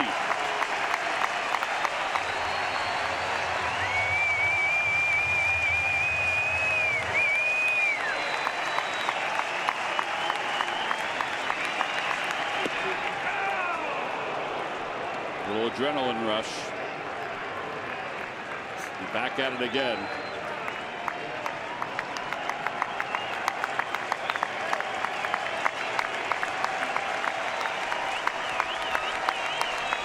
The 3-2 pitch. Over to the left side. Cabrera is up with it across the diamond in time. And the ball game is over. The Phillies win it 7-4. And here on the 15th of August, 2018, they have matched their win total from 2017. How about that? It took 119 games for the Phillies to get their 66th win this year. It took all 162 a season ago. They split the season series with the Red Sox. 2 games apiece. They welcome their newcomers in a big way, including Wilson Ramos, who's our Chevrolet player of the game.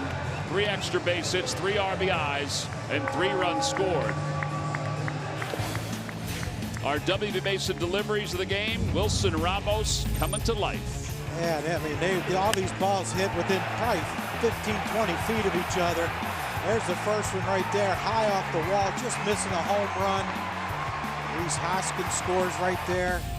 And then in the 6th inning, Joe Kelly tries to get a fastball up and away, and he lines one off the one-hops defense, kicks away from Jackie Bradley Jr. And look at the big man hustle. This little triple. And then in the 7th, for good measure, when the Phillies needed some insurance, he provided it right there with another double in the same place as his triple was hit. 2-run score there, and the big man with 3 extra base hits in his Philly debut. And he needed it, and will take it. So Wilson Ramos is our Chevrolet player of the game, provides a huge spark for the Phillies as they win it tonight 7-4 over the Boston Red Sox. And Wilson is down on the field with our Jim Salisbury. Jimmy? Thank you, Tom, and what a debut. Could you have dreamed of a debut like this in new town, new city? I'm very happy. I'm very happy in this moment. I'm coming to this new team, try to do my best. I did it today, and very excited for this game. Wilson, you come off the DL with a hamstring injury, and then you leg out a triple. I guess that proved you're healthy. It's unbelievable. That's the reason I made sure in the minor league, I made sure I was 100% because, every time we came off the DL, something happened. And something happened like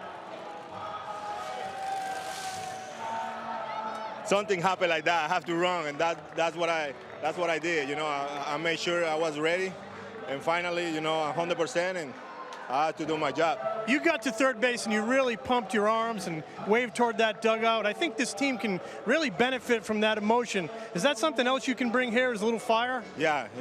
I'm here to help my team, to give it those guys the best I can. Every time I come to the field, I try to do my 100%. That's what I did today, and those guys seem like very excited today, and hopefully stay like that for the rest of the season. I have to ask you, because you're behind the plate tonight, and that bullpen was unbelievable, just extraordinary. What was your impressions of them? No, those guys throw the ball really well today. They impressed me. Those guys really young, good arm. The starting pitcher, it was down a little bit, but the guys gave it a good support to him. So that's the team. What do you think of Sir Anthony Dominguez? He's been, one of the big talks in Philadelphia this summer. No, it's good. That guy can do a lot for this team. We have to put everything together and try to, keep doing the job. Wilson, thank you. Congratulations. What a debut, Tommy. Back up to you guys. Yeah, Jimmy, it was outstanding for the Phillies to see Wilson Ramos with 3 extra base hits. Also, the bullpen. Just a fantastic job by the Phillies bullpen. They win at 7-4. We'll be back to Philadelphia to wrap it up right after this.